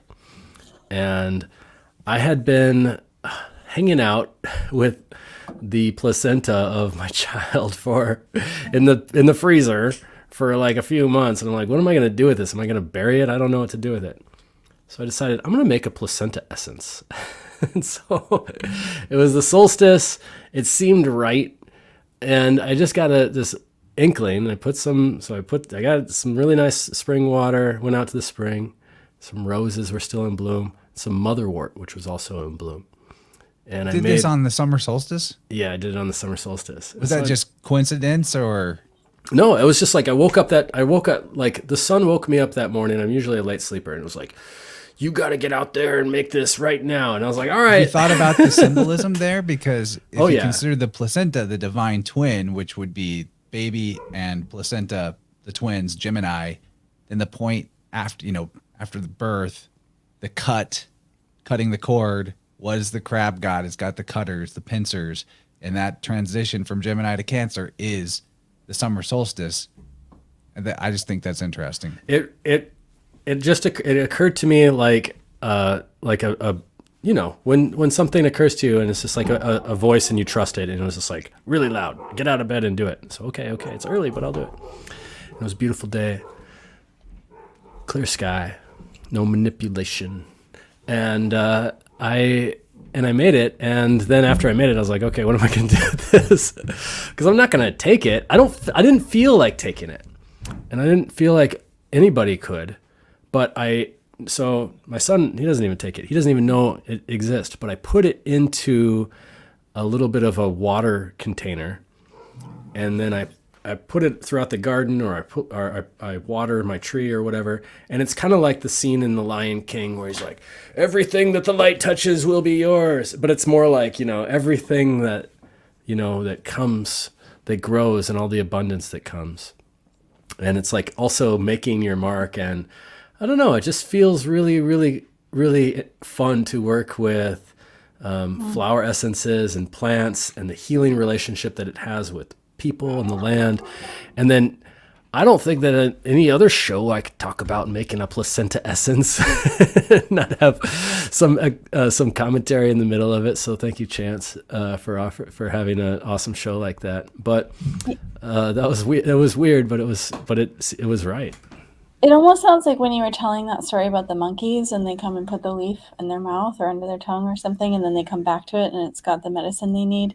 And sometimes you hear people say, like, well, just suck on the seeds before you plant them and it will grow into the perfect energetic signature for what needs to be healed in your body.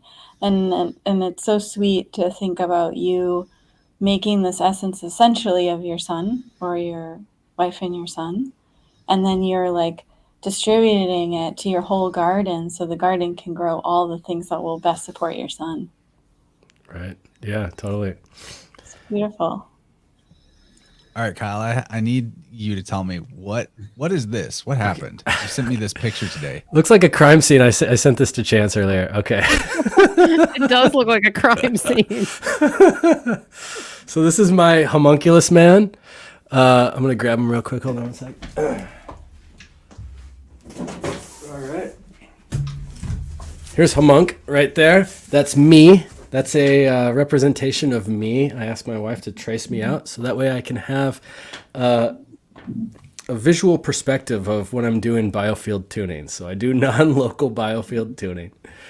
This is something that I learned from Chance and from Eileen McCusick, and I use tuning forks, and I comb through people's biofields, just something that Chance taught me.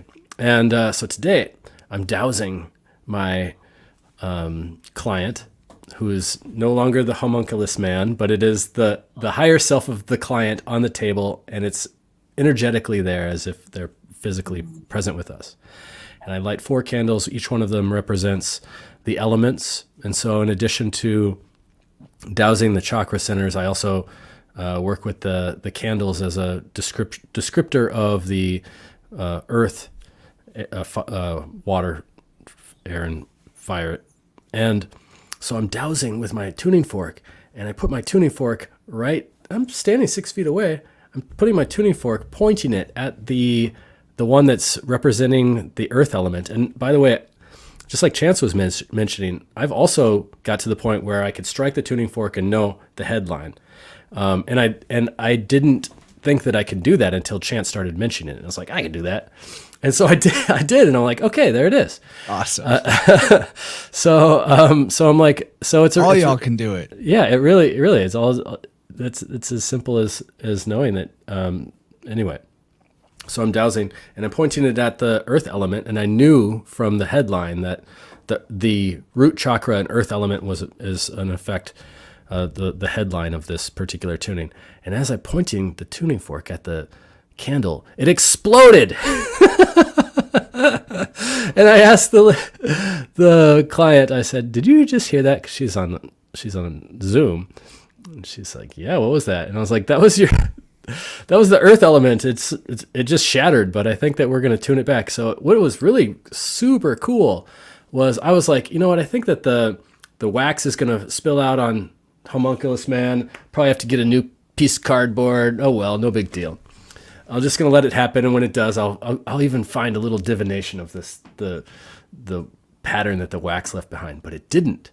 And the flame went down super low, and then as the tuning went on, it went really big again, and all of the other candles were, covered, and that one was exposed, but all the other ones, I used them not only like how fast they burn, but also the flicker, and all of these things help me determine in a divination sense which element I need to tune up. But by the end of the tuning, that earth element was a nice tall flame, and it was not moving at all, even though it was the most exposed one. And I was like, this is freaking awesome. I was like, this is so cool. How did that happen? And I was like, if this happened while I was tuning, that would have been weird. But it happened while I was pointing the tuning fork right at it. What the heck? Wow, what a so cool, beautiful, man. magical, mysterious world. I'm so in awe. The tuning, the flower essence, and also, so in this particular person's remedy, we're going to be working with rose flower essence too. So bringing the flower essences into that, really, really cool. Speaking of tuning, I'm wanting to announce I'm doing a little solstice special where the next 3 people that get in touch with me about booking a session will get 20% off, which is a $50 discount. Just wanted to share some solstice love. So hit me up, chance@InnerVersePodcast.com if you're wanting a session. And yeah, we're at the 2-hour mark. It's important too, while I'm plugging stuff, to remind everyone that the classic affiliation between InnerVerse and Tippecanoe Herbs is still a thing. 10% off at their store when you use the coupon code. And I couldn't recommend their products more highly. Like, I was enjoying some of this inspired word tincture a lot this week and before this podcast. Technically, you sent it for my wife and her birthday being a Gemini, but I got permission to use it myself. So I'm enjoying her gift. And there's just a ton of stuff on there. Kyle's also got constant herb walks that he does, teaching people out in the Milwaukee area. I noticed you have one coming up on June 29th that people can attend if they're anywhere nearby, and they can find that under the classes tab, along with lots of other teachings on the Tippecanoe site. So I may have kind of run over your opportunity to plug yourself, Kyle, but you go for it. And then, of course, Katie has set up an affiliate link for me through LOTUSWEI, and I've noticed lots of great support coming through. You guys seem to be checking it out and enjoying it, maybe making repeat purchases. I want to know in our Telegram group how you like the flower essence elixirs or other stuff you're getting from LOTUSWEI. So join the group, not just for that. You know, we want you in there for lots of reasons. But go to lotuswei.com/InnerVerse and you'll be supporting the podcast, which is me and my wife. So with your purchases, and we really appreciate that. And on everyone who's already making purchases, thank you. These products are awesome. I'm really excited about the stockpile I've got now, thanks to Katie's kind gift. And one other thing, I got some super chats to thank. Jules for the super chat, and Liam always sending euros. Thanks, buddy. Hope you're having a good night shift over there across the pond. But Jules has also a comment with her super chat. She says, "Hi, Chance. My pleasure. Thank you for all the amazing shows. Been wanting to say hi, but got the nerve because you have Katie on. Hi, Katie. It's Julie, Doc Sean's wife. Love, love, love your stuff." So thank you, Jules. Whoa. Wow, that's amazing. But Katie, before we wrap up, I mean, in no rush, but do you have any closing thoughts, questions, comments, plugs, all of the above?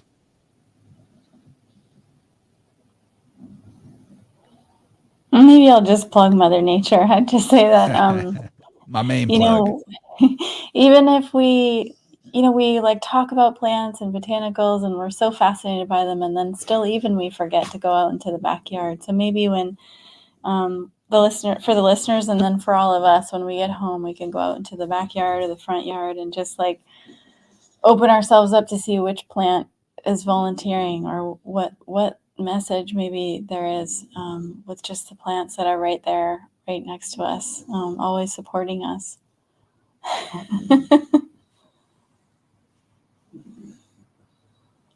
All right, Michelle, before I pass it over to Kyle to finish up, you got closing thoughts, plugs, comments, jokes?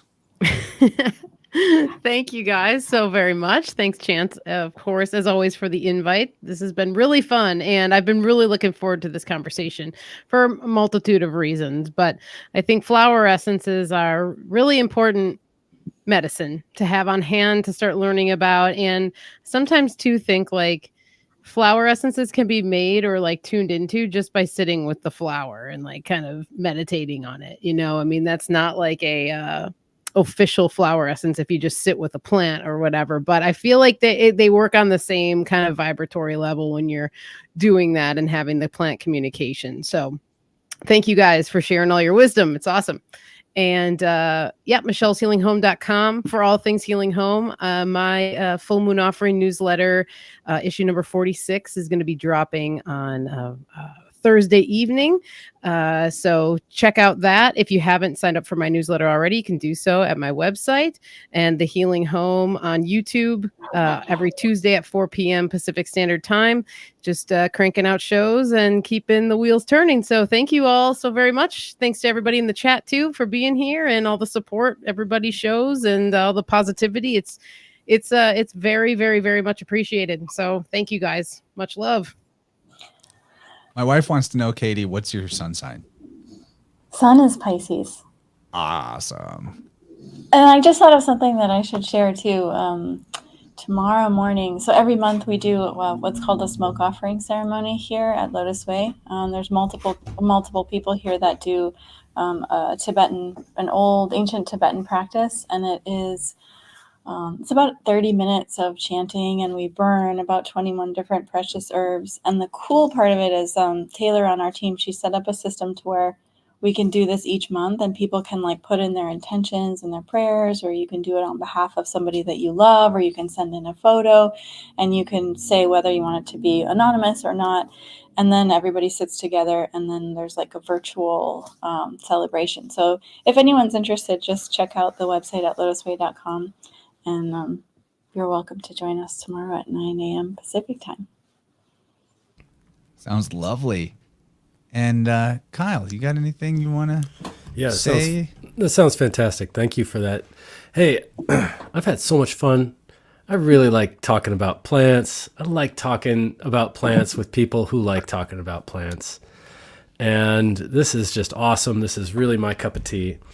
I'm very inspired by all of you in this chat. So thank you so much for the invitation to come on. And I guess one thing that I look forward to is, and also encourage, is getting out into the yard and, like Katie was saying, finding the medicine. Some people are scared of letting their kids eat the stuff. Wait, what is that? We got plant identification apps. There's lots of resources. There's people like me. There's people like Michelle that, and many people in your local neighborhood that love to talk about stuff. Hit us up. And you might be sorry because you might hear me talking about the virtues of that plant for 5 minutes on your Telegram app or something like that. But thanks again, Chance. It's really a pleasure to meet you, Katie, and always nice to hang out with you, Michelle. Look at Kabir's YouTube profile picture here down at the bottom left. Dude is a legend. He just goes out into his property and makes salads out of flowers that he finds. That's what I'm talking about. What's up, Kabir? Awesome. Shout out. Love you, buddy. Uncle Kabir. Okay, well, I think that's all we need to cover off. Guys, it's been a pleasure. I'm honored as I could possibly feel to be able to host you guys all in one spot. And, you know, if any of you ever want to come back for a specific topic or a hang, you're always invited. So let's all stay in touch. And I hope Michelle and Kyle and Katie can stay in touch with each other. Maybe we'll see Katie on Michelle's Healing Home podcast soon. That would be awesome. I would love that. I can get in touch with you, Katie, so we don't do it on the air. But yeah, definitely would love to talk to you one-on-one and see what we can dig into. I think it'd be great. I would love that. It sounds like so much fun. Thank you all so much. Really appreciate it. Good night, everybody. Much love. Be good.